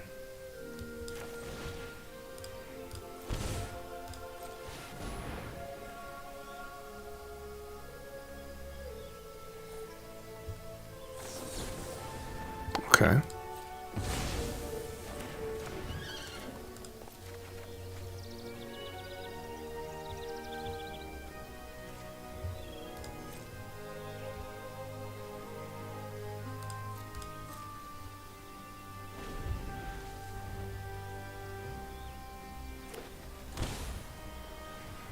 So they're playing just Sultai control, basically. Definitely we'll have to outvalue them here with some of our dudes.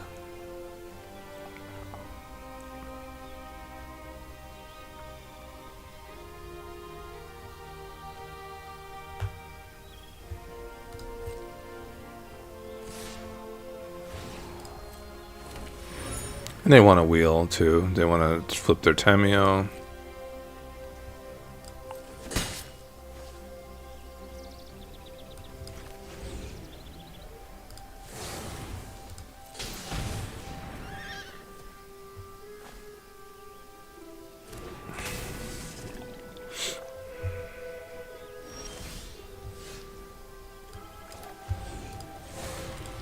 What? I wanted to mutate. Game sometimes. I don't know. Did I misclick? I've done that too before with the League of Soar, where I'm literally like clicking to cast, and it just automatically puts him on the battlefield. Like, I have all the mana here. I don't know. Magic can be really frustrating sometimes, guys.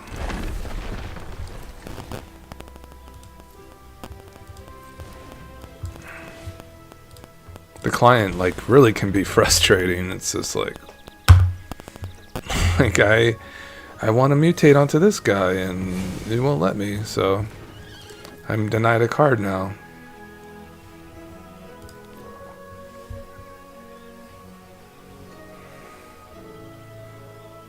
I mean, literally rewatch it. I'm not like a really fast clicker. I literally hit I literally put it into the cast zone, and then it literally just popped itself onto the battlefield.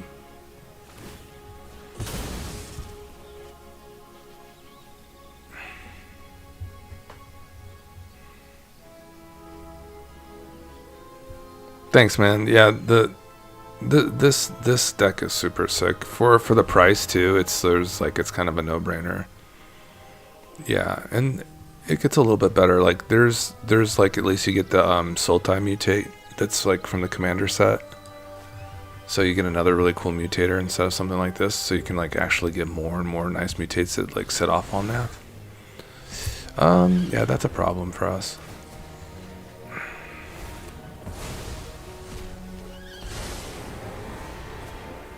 I really need like an emergent ultimatum or something strong.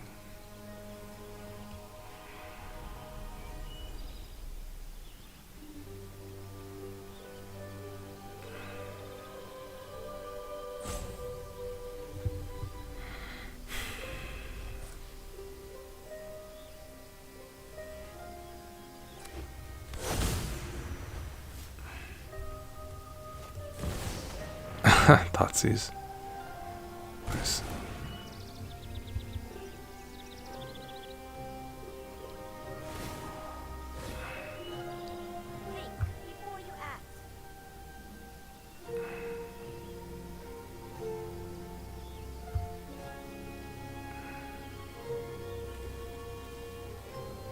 I don't know. We're just sitting here, just staring at each other. Me and Bruno.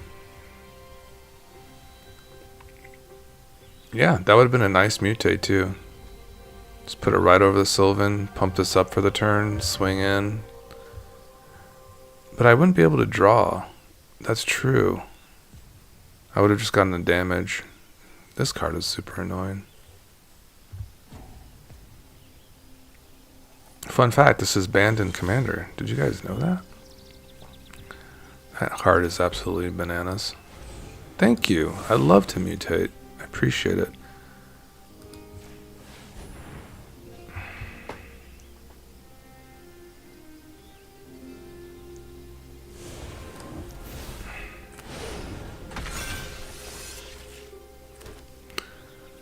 And if I mutated over this, because I'm a doofus, I would have actually been able to pump up my squad, so.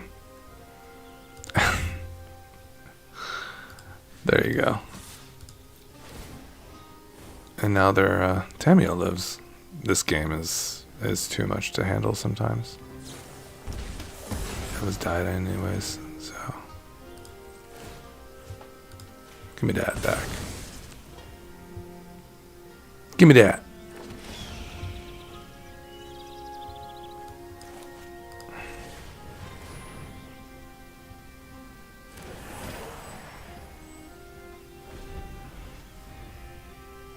Dude, this card is like one of my favorite mutates. Uh-oh. I am not defenseless.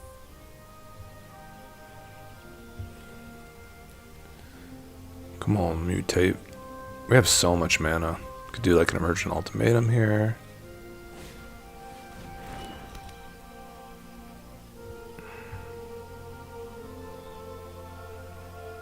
We actually might get to do the Omnath thing. I don't know. I'm not really sensing like too much pressure from my opponent. Yet.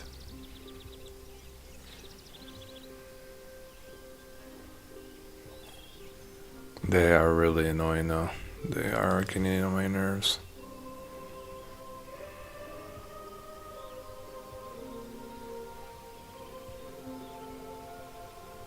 They are just a crater from death right here. I am the most patient. I'm just gonna good game them. That'll hurry them up, right?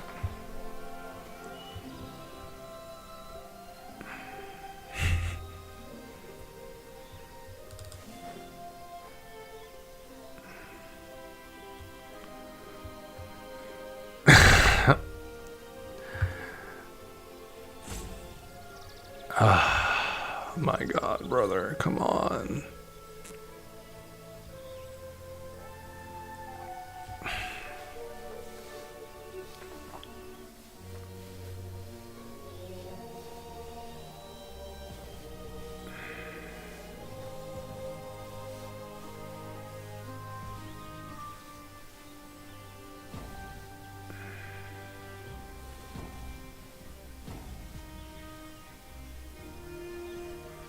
If you need proof that there's sociopaths on the ladder, I look no further than this game, because this person is clearly there and they're just fucking with me.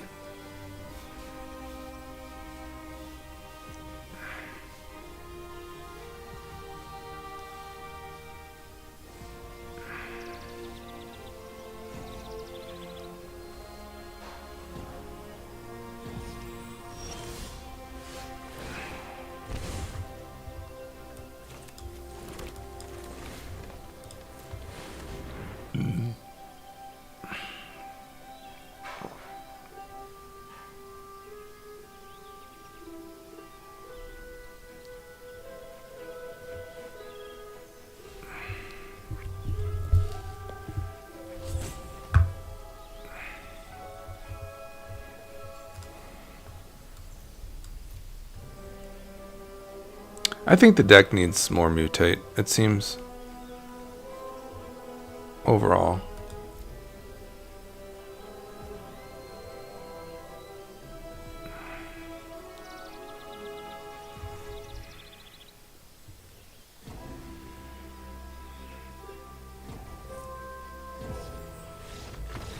Alright, so they were just gone. Whatever.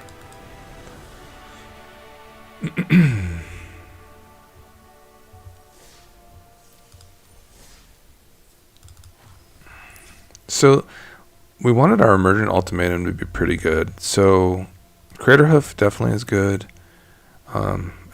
Omnath is cool just as a strong card, but I think this will turn into a mutate. So, these are covered. There's Tinturn Timber Symbiosis, which is a good monocolor hit for Emergent. We added the Cultivator Colossus. Otherwise, it's just... You know, I'm kind of okay with it just being like the Turn Timber Symbiosis and like an Emissary. This does fit our kind of game plan, though, like, to get lands. It actually does fit like an Omnath kind of angle, too. Those are kind of wombo-bombo homies here. So, and I do like the Disciple. So maybe it's just the Maria's Call, which kind of really gets us... Yeah, we just Emergent Ultimatum into like a couple Angels, a couple cards, and like... You know, a Craterhoof option. Doesn't seem too bad, actually. And we just add like another mutator, just to have another mutator in there.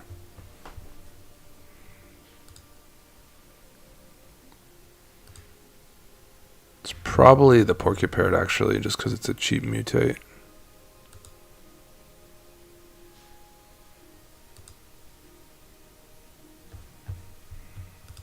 It really matters. It actually matters, like, quite a bit that they're cheaper.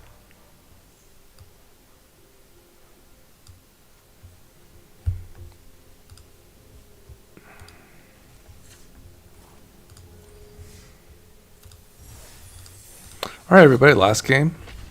Thanks for joining me today, as always.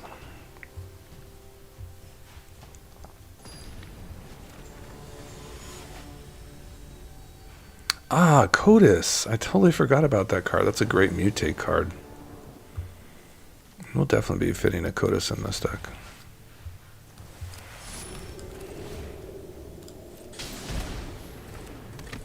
Just need some red mana. We'll be all set.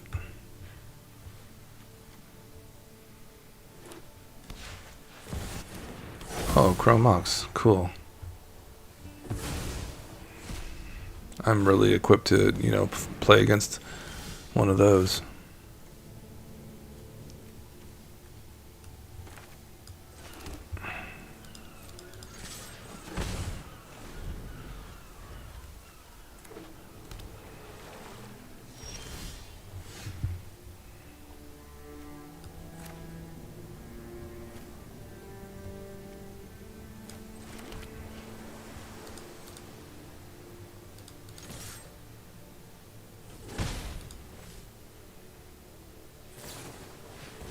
Haha, it is like a mutate deck. That's really cool.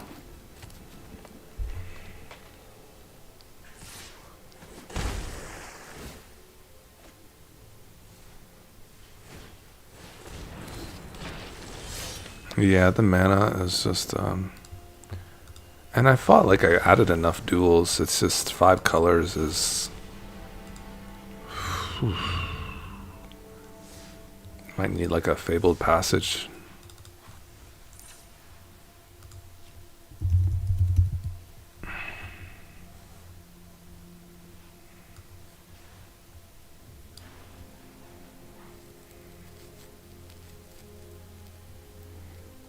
Definitely don't need the basic swamps. We really don't need those. Let's try Plaza Heroes? No, those are pretty pricey. Maybe even just like one of our lands from Capenna.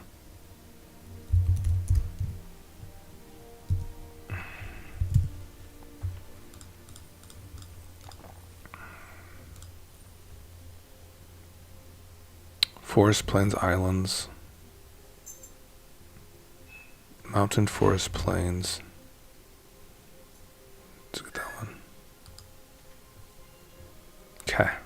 In fact, let's do it like this.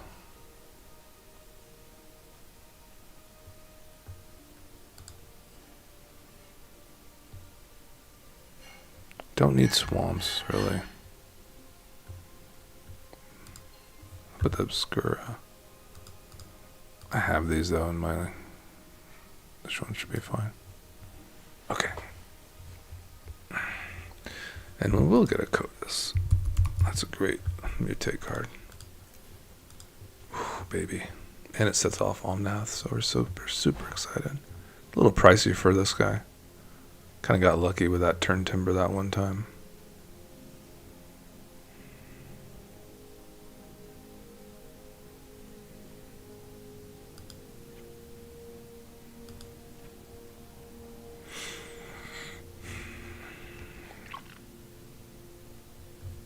Give me another mutate.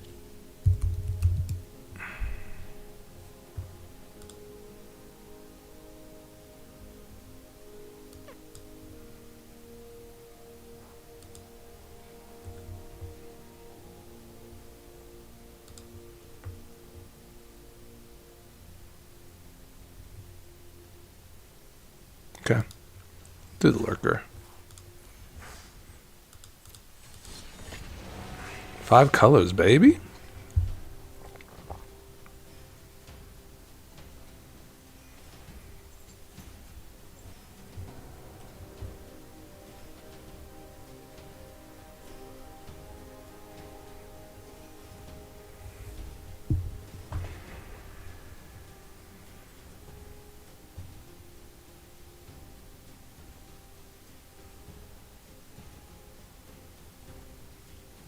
I mean, you gotta applaud Arena sometimes though, because they set you up like with these mirror matches, and you're like, oh, that card is amazing. Like, I need to. I totally forgot about that. Like a Cotis mutate in Omnath Locus of All. Card is completely busted. And speaking of busted, this opening is completely on curve. I'm gonna just take a picture of this deck. We'll feature this game. Do a game feature for Omnath. We'll kind of do game features on the channel. Be like, this is the game. This is the one you want to see. Oh, Fanatic. It's the Fanatic of Ronus. I'm gonna kill that Fanatic. Thing has to die. If they play a 4-power creature, we have to, right? They'll have a tally.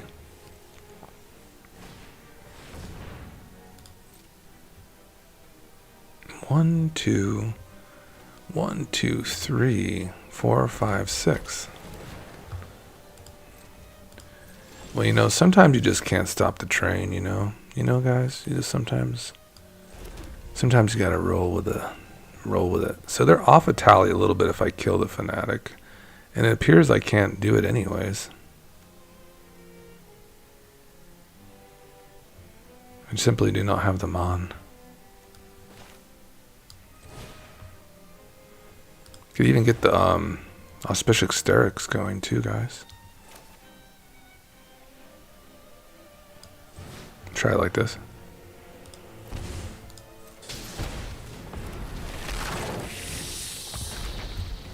And hopefully they don't get too much crazy stuff off their tally. Oh, prime time. Sure.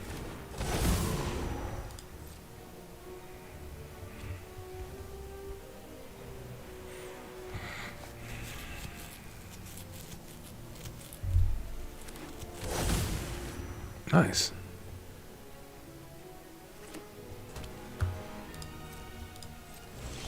Okay, reveal something cool. We still have not revealed yet, guys. We have not revealed. 1, 2, 3, 4, 5, 6 mana. It's hysterics. It's hysterics moment. I like the I do like me the idea of a turn timber symbiosis or an Amaria's Call.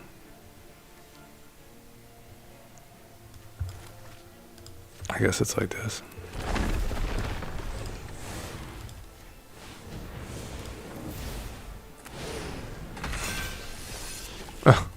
A single land. So powerful.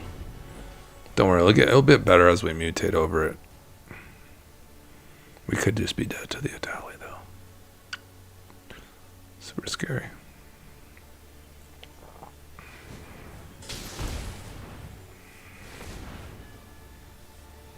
So much mana, dude. So much. So much.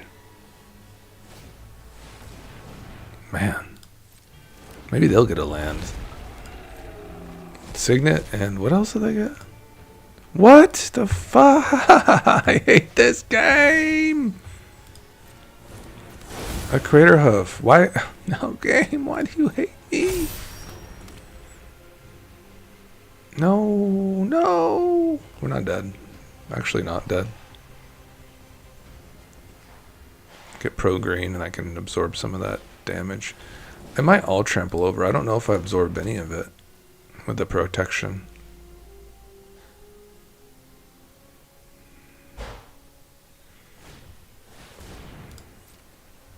That's just really annoying. Just so close to a crater hoof reveal. Could, like, you know, dump out my hand. Just that? Okay.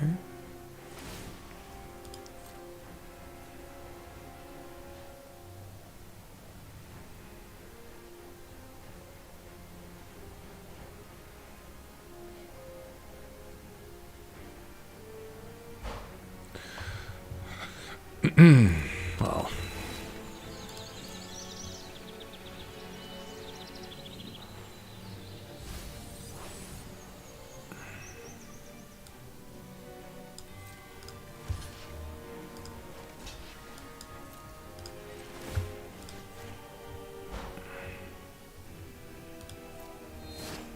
I think it all tramples over, to be honest, but we'll see.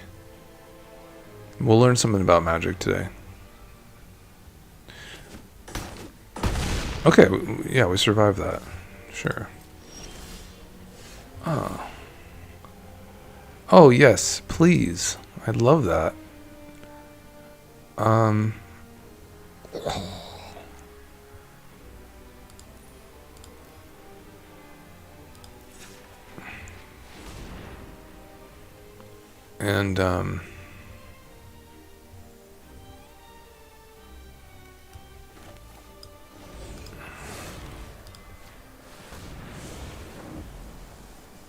doesn't matter.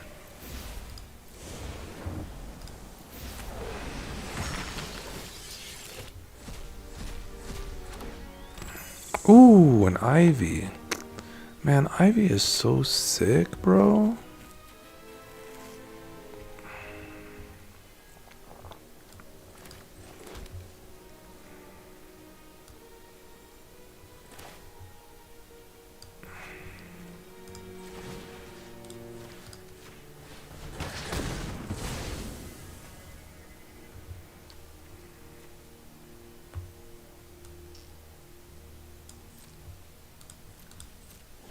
Cannot believe we're still alive.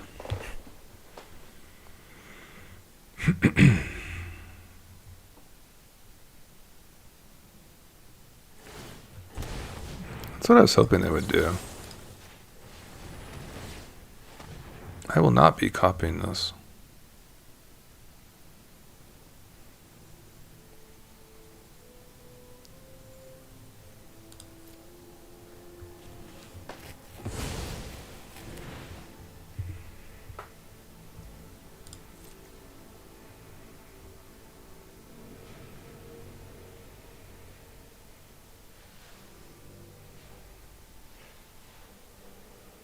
I do have Emergent Ultimatum available next turn.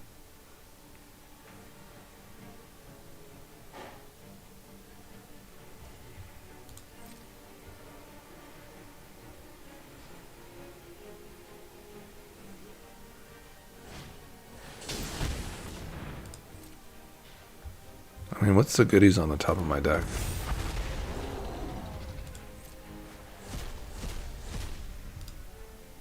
Gem Razor's good. That is a mutate that I actually desperately needed.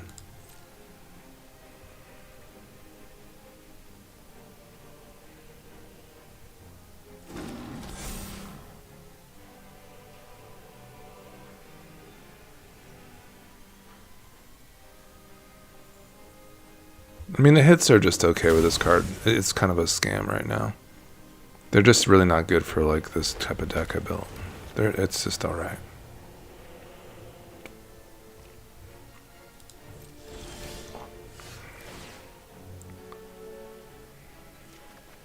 Wow. That's an incredible hit for us.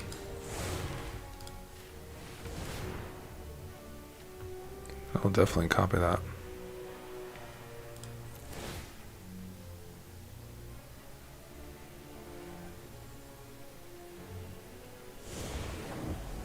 This one can go over. This will be a lot of permanence.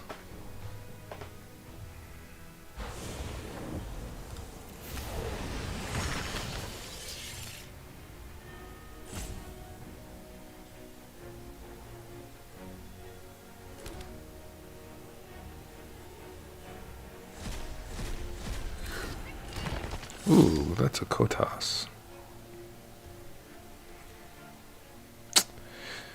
And I think we've kind of run out of our fun, guys.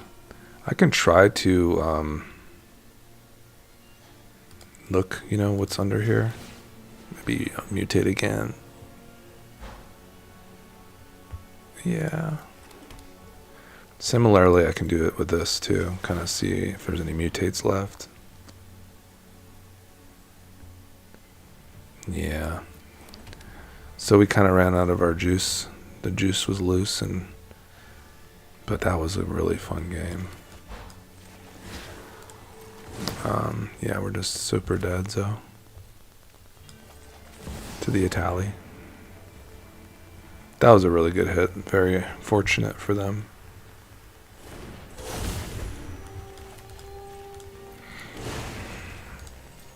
And this actually hasn't been too great, the ultimatum. I haven't been too impressed for this particular deck with this card.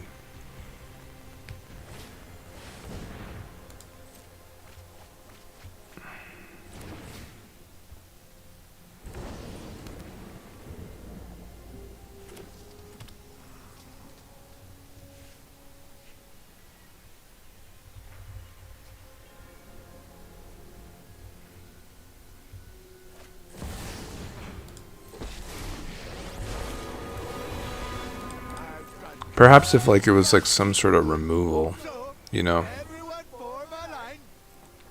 You're like fetching up monocolored removal, that might be pretty good.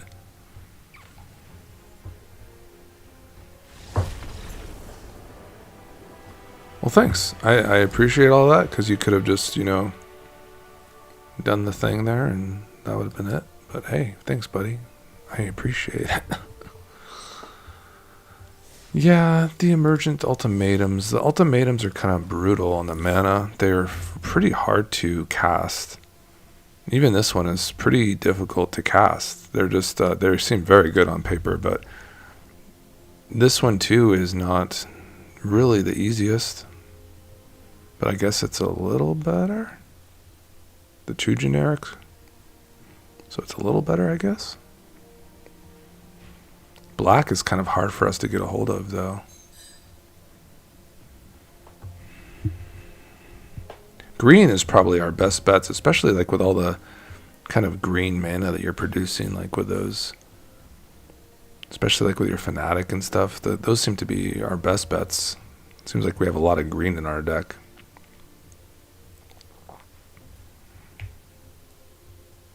But we definitely want to kind of continue to give ourselves a chance to trigger our stuff.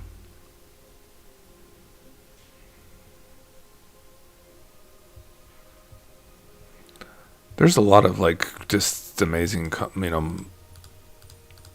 the 6 and ups for these like color combinations, like anything green here, green, like the Coma seems pretty good.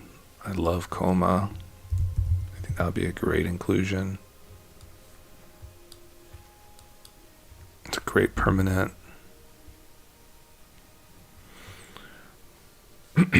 What else is like really sick, guys?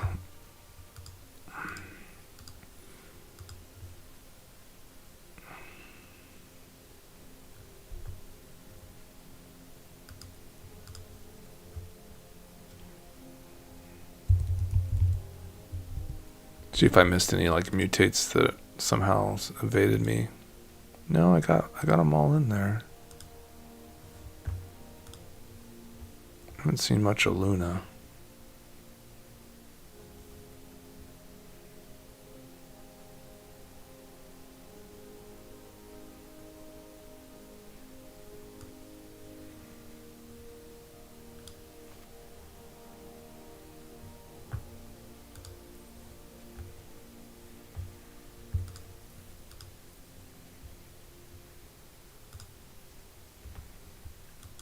Alright, last game for sure, guys. I have added all the mutates that are reasonable. And we've taken a few of the ultimatums out that were just simply too hard to cast. Plus the casualties of war, which just seems pretty good on paper. It's just also, once again, just kind of difficult to cast.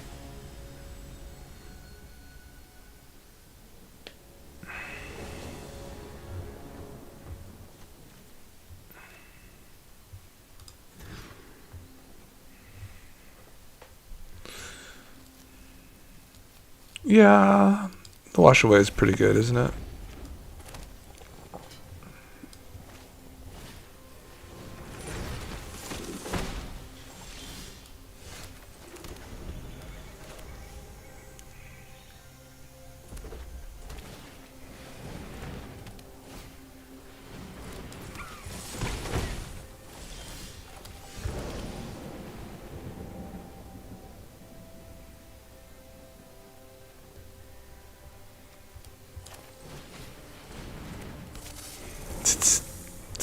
Snake.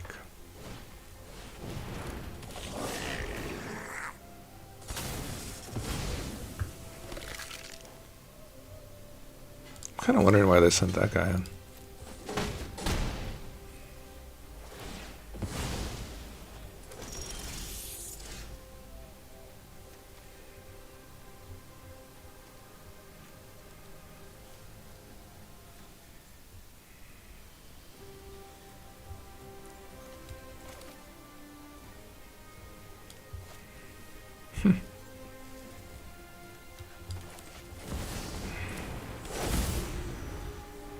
Hard mode. Not to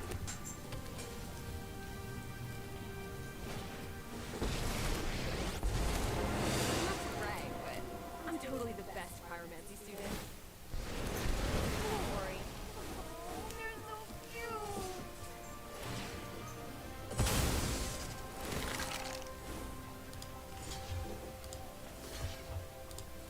cute. Man, this guy is a little whippersnapper, huh? Just getting totally creamed.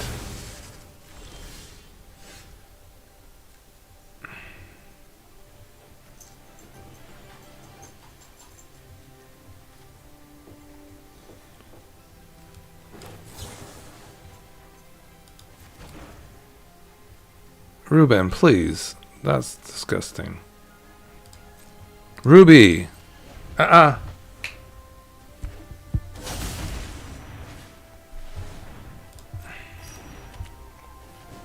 Oh yeah, we're just toasted here.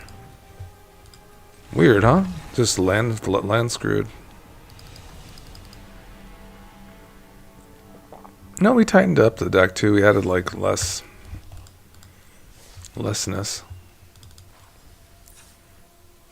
I don't know. I'm really like kind of banking. I'm really missing my bird of paradise though, guys. So I'm gonna put it in.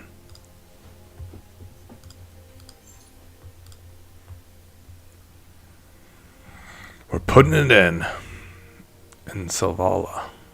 Selvala. We don't have like the highest power creatures, do we? It doesn't really make sense for us. Gwen is similarly. It didn't really make any sense.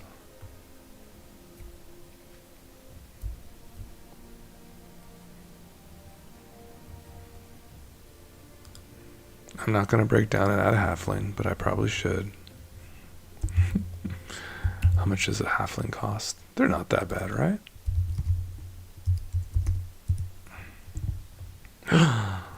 Oh dear. $14. Okay.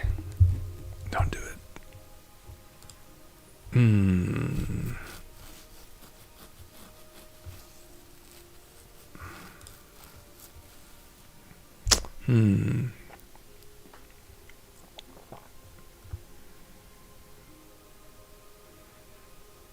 Yeah, probably just one of these kind of spells, right?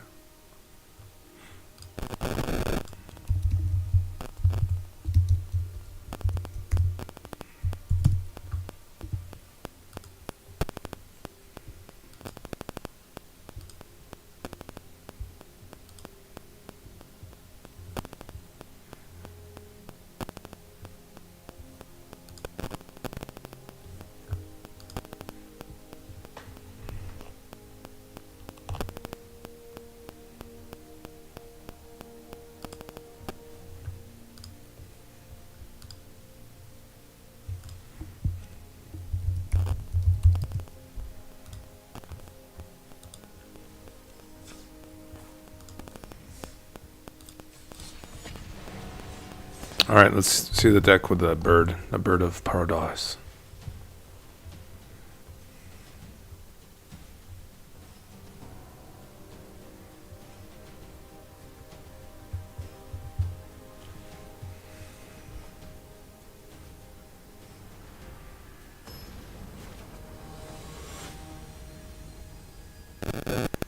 Okay, kind of a control Andy here.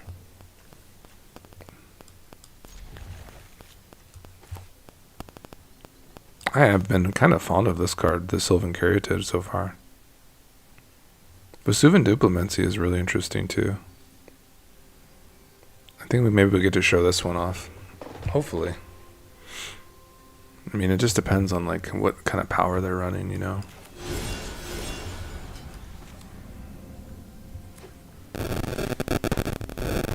We actually might get to play this game.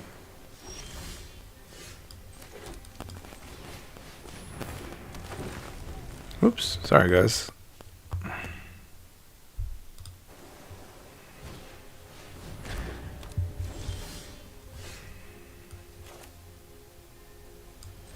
I mean, slam the Vesuvian seems really good.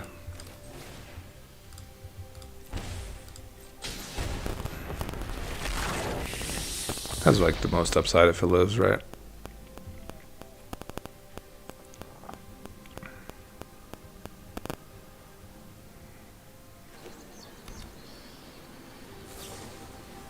Okay, we're gonna get a land out of this.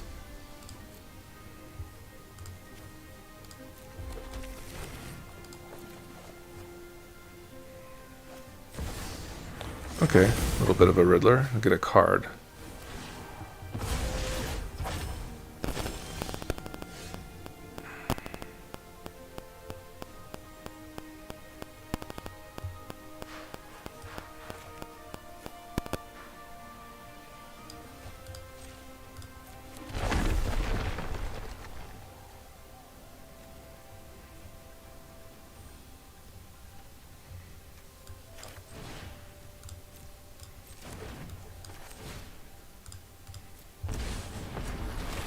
Okay, back to Omnath.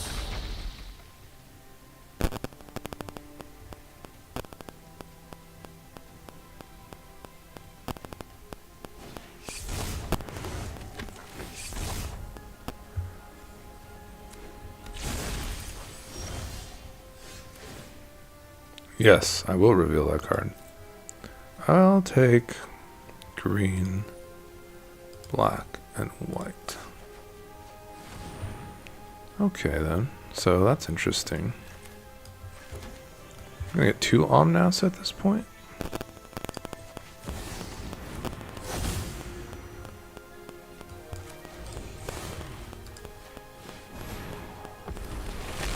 Ooh.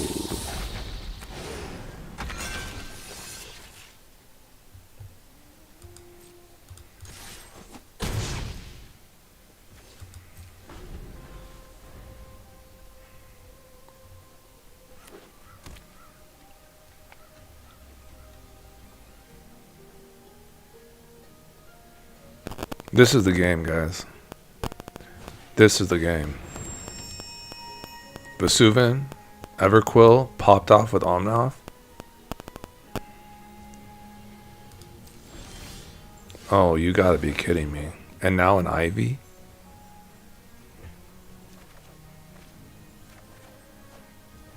Yeah, this is crazy. There's so much value. I don't even have anything in my, you know, my whatever. But I'll just make more Omnaths. You know, I'll make more Everquill Phoenixes. I need to get some stuff into the graveyard. Or these are just useless. Yeah, fetch lands are so much better. They really are. I should probably kill that Warren Power Stone, but let's go YOLO.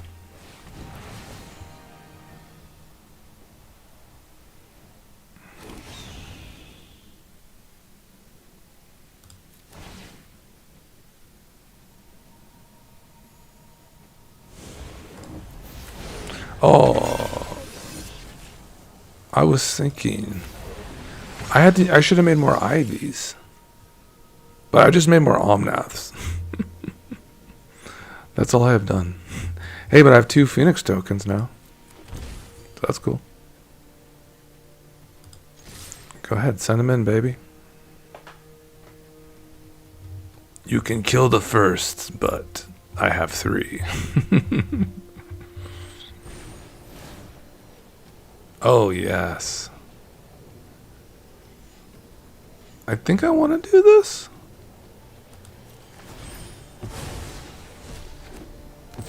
Okay. That really didn't do much.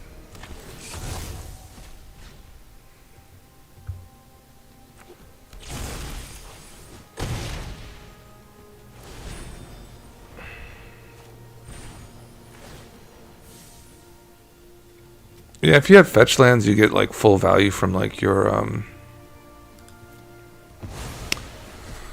whatchamacalls it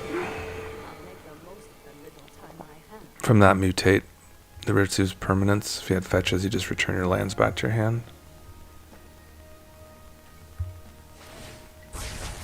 Oh, that was fun.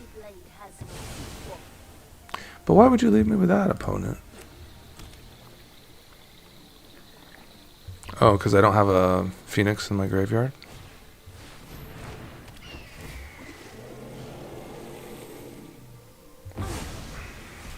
Huh. Alrighty then.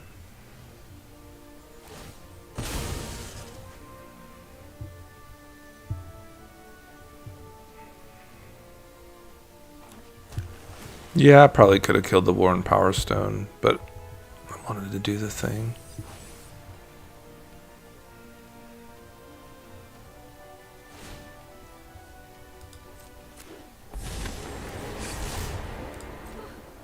I've made it just in time. Opponent is really popping off, huh?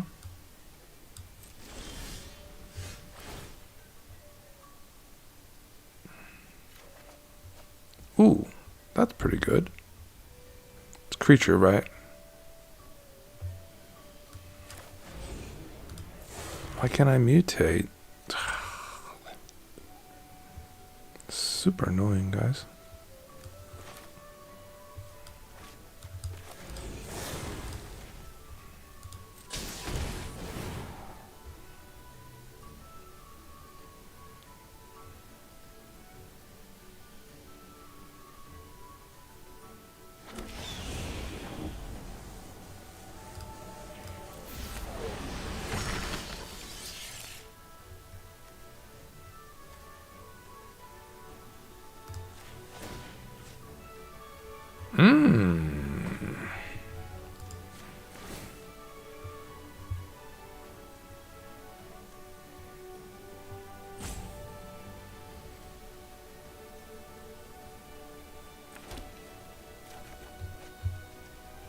So kind of a hard deck to pilot.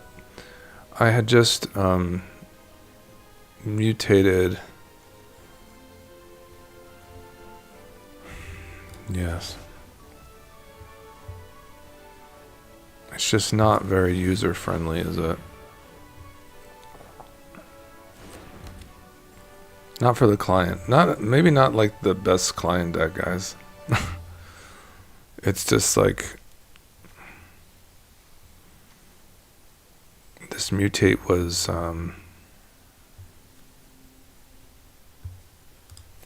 he ate up all my blue mana for some reason. Left me with like a lot of weird colored mana. I'm not sure what happened there, but it was just weird.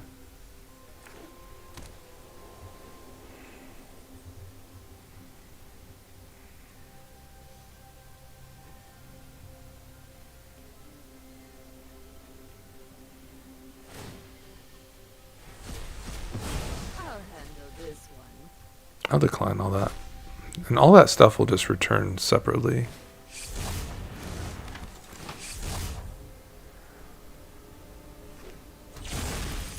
It's just a Riddler moment here.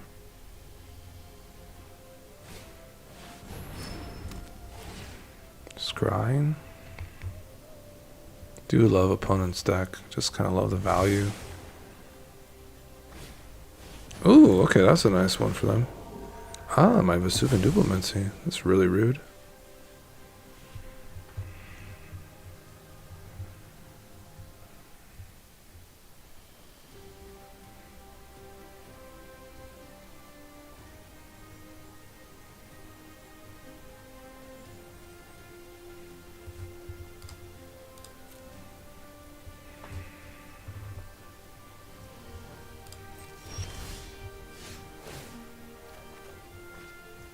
It's funny, my guys haven't returned yet, so go figure.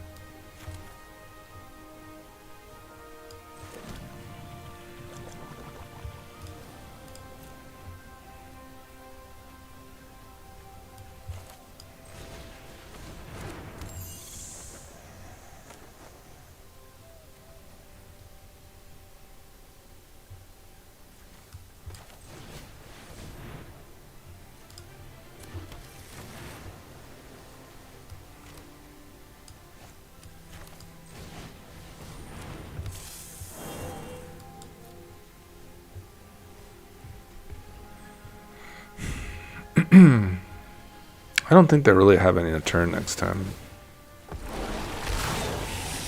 That's a lot of value that just returned.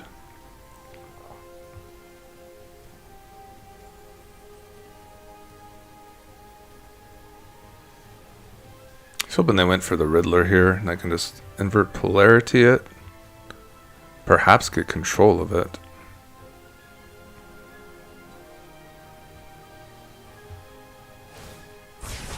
Okay, they're doing that thing. You live because I allow it.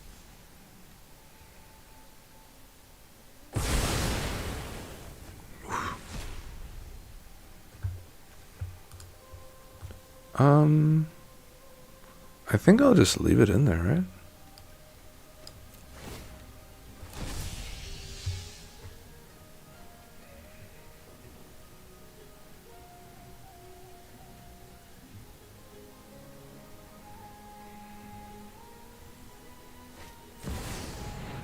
What's that?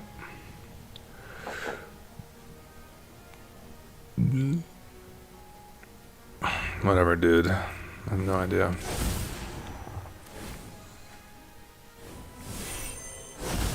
Sure. No idea. Seems good.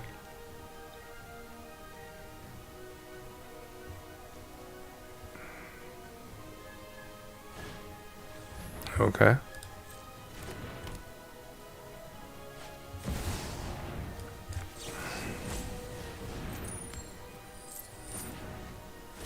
Oh, you love to see it, guys.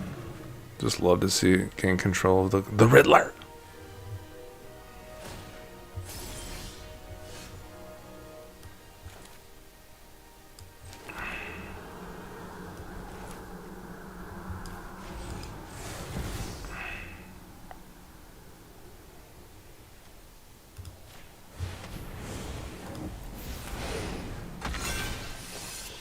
Oh, yeah. I want you. I want you. And I want probably you.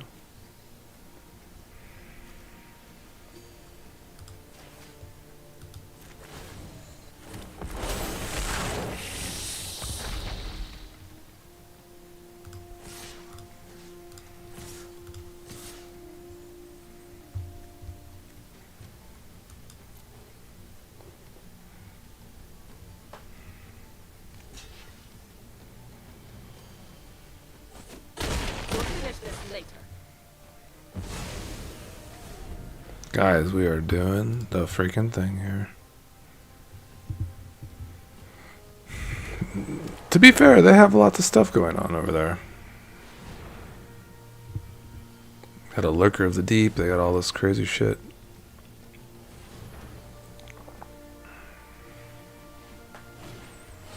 Yorian!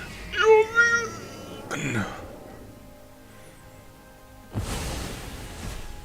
That was like a big thing. That's like how CGB got big. Really big. Yorian! The Yorian saga. What happened to those days, man? What happened, man? What is this thing? Spooky guy. Too much value, brother. Alchemy is like just instead of drawing one card, you get two. You're gonna get two instead. What? You said no to the verdict? That's crazy.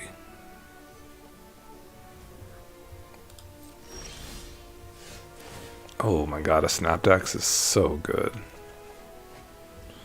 They are in big troubles, those guys. I mean, what should we do first? It's gotta be the Snappy Boy. They're just dead.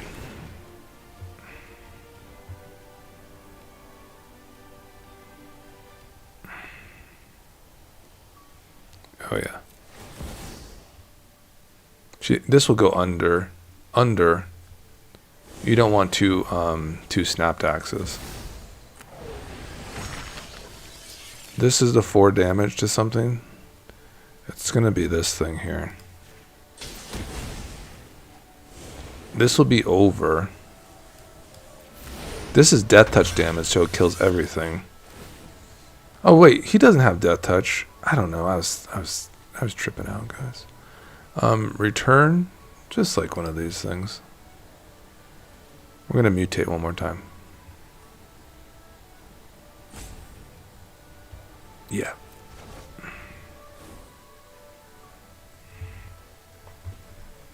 Can you imagine if Snappy Boy had death touch too?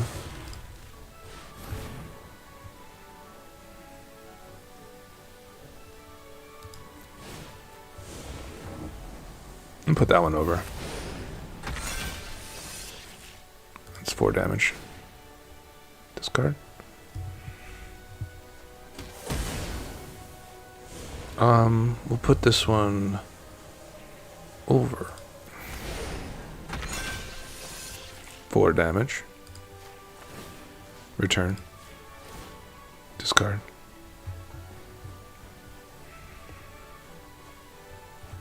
Yeah, sure.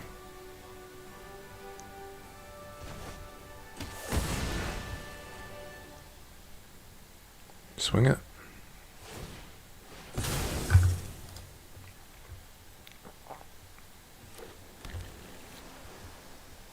Well, guys, I hope you enjoyed this most epic finish to the video. It was surely something to behold. What a slug.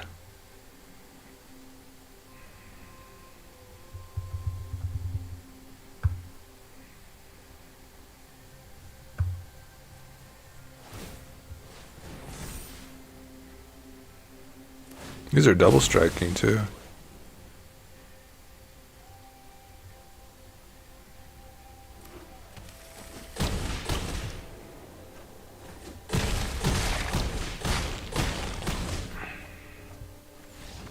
We rolled very high in all those instances. We got the Riddler down. The mutates were like, you know, they were there. I mean, these ones are alright, I guess. You know, we gotta go to the drawing board. We gotta see what mutates we're gonna like. We definitely want mutates to get us some value some way. There's Mind Leecher, which we can look at right now. So we're not done. I mean, the base is there. It's like, it's just like, what are the mutates that are gonna really help us kind of get to where we want to be?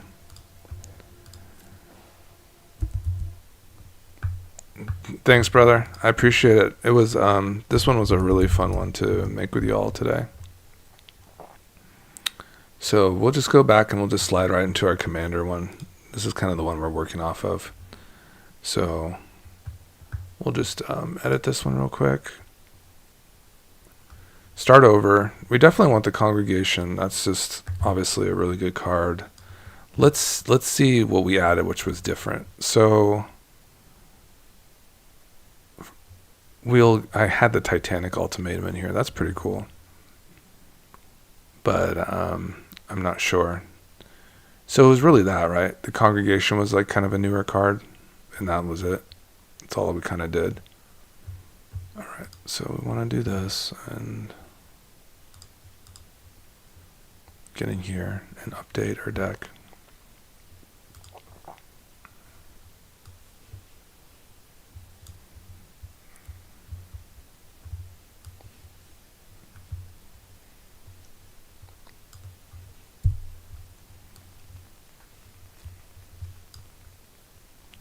Well, I do have a Mac, so it usually is very like intuitive, but it's not really letting me like scroll down through this. It might be because I'm live, or it's just simply not letting me move through this.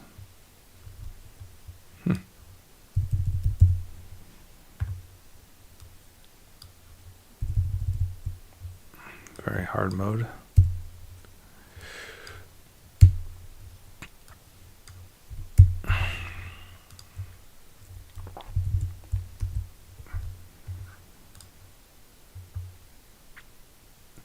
Okay, so we got in at 115.70, so not the worst. Congregation at dawn. And then we will have a Mind Leecher. And there's Otrimi. That's pretty much the things I'd want to do. And then also there's simply going to be better options here at this level, and we're okay with kind of getting some different options. I mean, Rampant Growth is pretty good because it gets access to all our basics. I'll be honest, it's probably what we want. And then just like a Nature's Lore, just to be. I mean, we don't play too many different forest cards. That's the thing. Is like, it's basically just like a Glimpse the Core. I mean, you're finding a 4-risk card. I mean, Rampant Growth actually finds all these, and so there's that, I guess. So if you wanted to save some money, I guess you're just still running like Glimpse the Core, which is the same thing as this.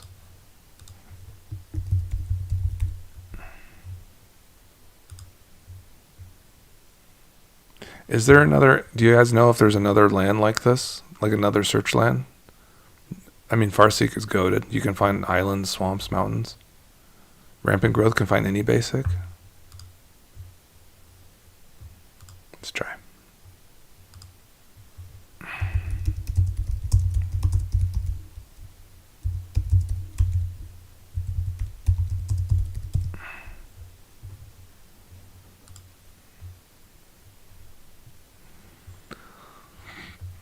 So what do you think we should make the subscriber for this?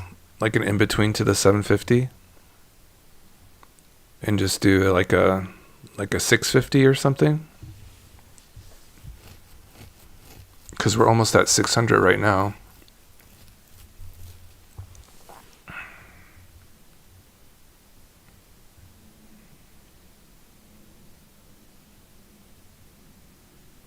How's yeah, Myriad Landscape.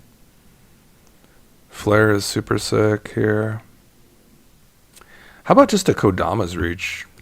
Sounds good, right? Just like a Kodama's Reach.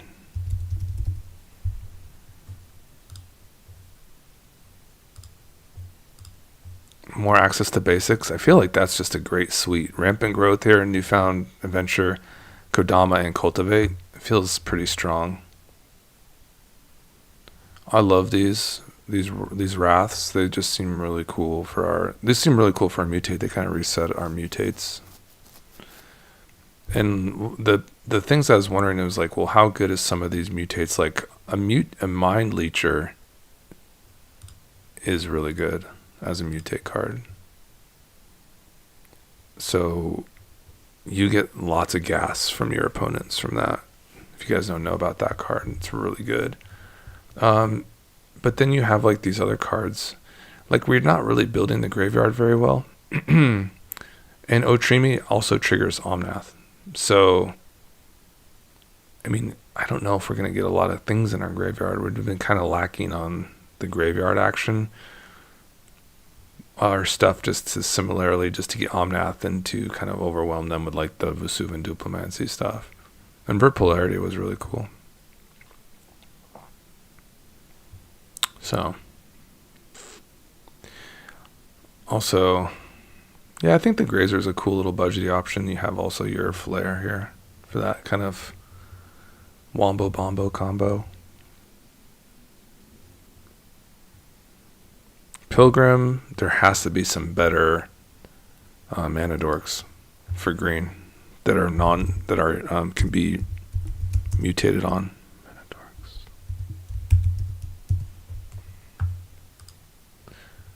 Mystic, we have Mystic, Gyre Sage, Fanatic. You get like the expensive ones, like the Hierarchs. Ignoble Hierarch might be up our alley here. Might be a couple bucks, right? Beautiful. It's $1. It's perfect. So we can say bye to this Pilgrim. And if we can say bye to the Grazer, I wouldn't be too sad about that. We can find like another thing that just is always producing mana. Noble Hierarch is like $8, so I'm not really sure.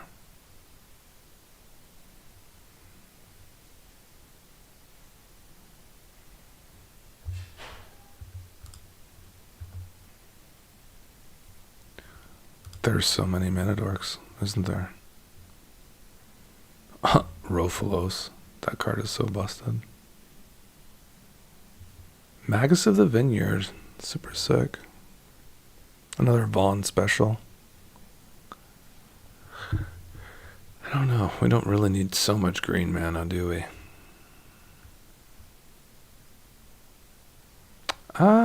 Soul Ring doesn't really do too much for us either, but it's just mana, isn't it? Won't like progress you to. I think you do. I think you run the Soul Ring just because of like the cultivates and stuff. Get really fast starts. I don't mind. I think it probably should be in the deck. It's just far superior than a Grazer. Far superior. And I think, okay, so this version, I don't know what I'm even on right now. This is not the version I want to be working on. This happens sometimes.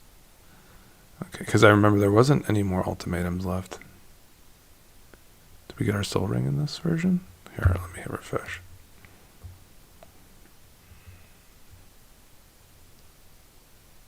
Okay, there it is. This one has no Grazer, right? Perfect.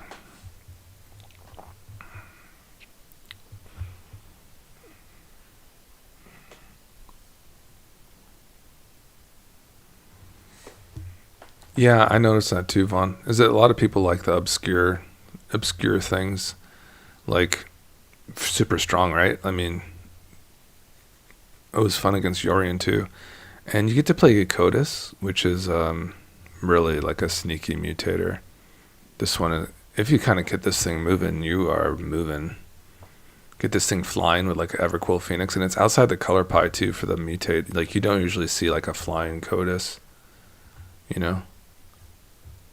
And I like Void Rend here. This was actually really hard to cast. It just was, it was there. I think it's fine. This is a non-land permanent. Yeah, target non-land. So, like I said, some of the mutates are just probably not going to be the greatest. The ones that you like, the ones that give you value, yeah, we would like to draw cards.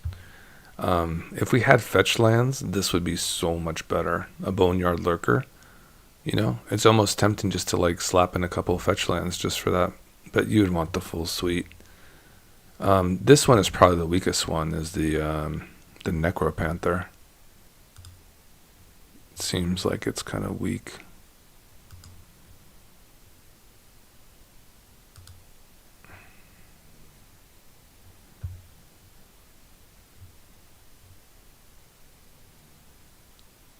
Yep, flying is good. We love flying. This will actually do a non-creature spell, so you'll love to see that. Porcupara is kind of just sneaks in because it's a 3-mana mutate, right? That's like the only reason that's in there.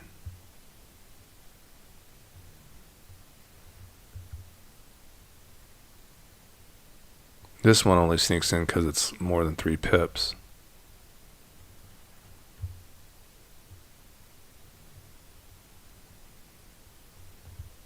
This one's okay, it has a 3 mana. The discarding one too, you just kind of want the mutates though. So we added 2 more mutates, we've cut 1. This one's kind of hard to get into but it does make bodies, and those bodies could be good. It might be the Lurker, guys. It might be.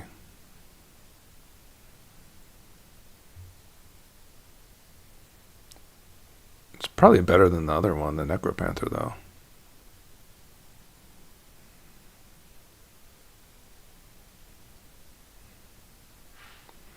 The discard one might make your opponents pretty upset. This one. Where is it?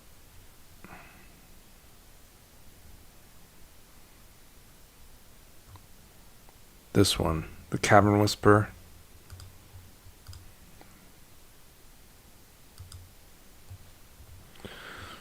So now we're at 101. How many lands did we end up with? 43.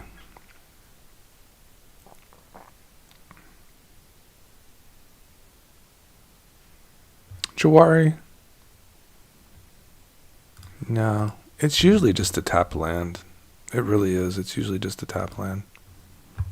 I'm okay with that. Alright, guys. So this is the deck. We actually landed on the commander deck. We built a commander deck today. $121. Love to see it. Maybe we'll do a little goldfish here. See how it looks on the real world. Very interesting. Just Ivy action, Regal Legosaur, Invert Polarity. Just a lot of removal. Let's try another one. These are kind of always intriguing, the ones that you kind of have some acceleration.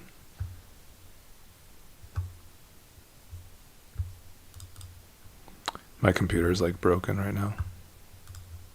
It's too much input. Yeah, can't even click on anything. Let me shut the magic down.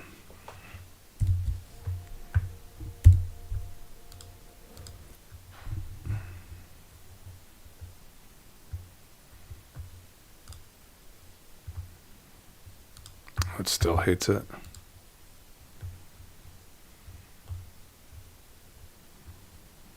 What an interesting hand. This fetch up a forest? It would. Yeah, it seems like a really nice, like, casual commander deck. You're just kind of chilling here with your Cabaret courtyards. Just totally, like, under low profile.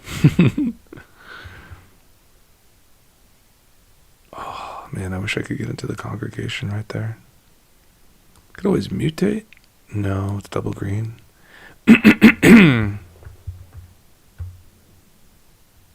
You would be getting a forest of some sort from that Cabaret courtyard, though. So there's that. You'd have this guy.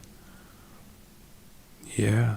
You can get your Omnath down. That's like a nice little start there. Let's see what else we got going on. This looks kind of fun. Any green man? Damn. Oh no. Oh no. Kalaste, man. Got a brush land here. Wouldn't mind actually cutting one of those fast land, the white-black one. Because really white-black is just not the most needed thing to do. So I'd rather get another kind of fetch land here, like one of these homies. What is the man, these Capenna lands are just absolutely amazing.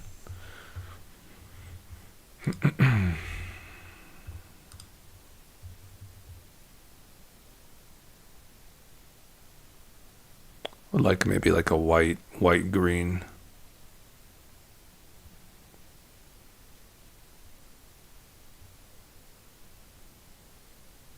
Yeah, that broker's hideout looks pretty sweet.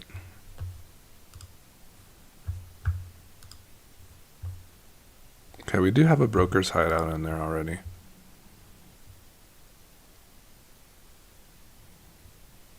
And I think we have a courtyard. So it'll probably be the Riveteer's Outlook.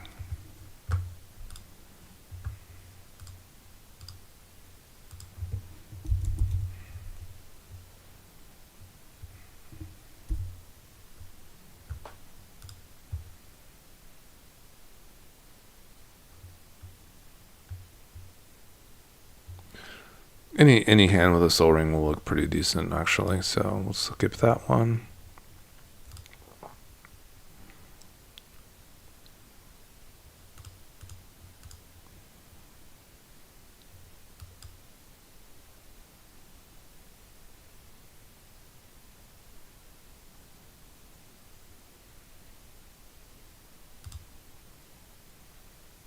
That looks pretty fast.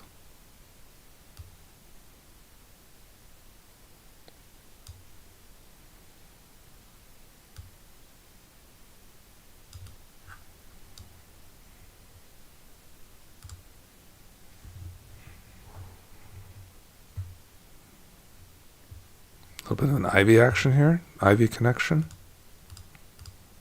I love it. Probably going to go Rampage here.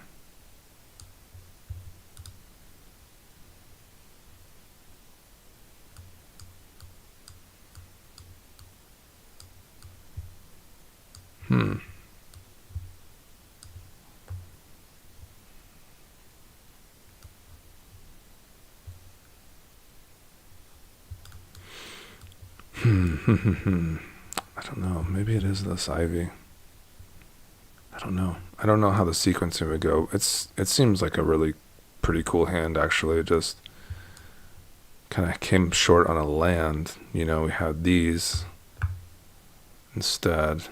Let's check out our land count real quick. Yeah, it's solid. It's pretty solid. All right, guys. Well, I'm heading out. I think this is a nice one. Nice one to show off today, and I'll get this one settled in.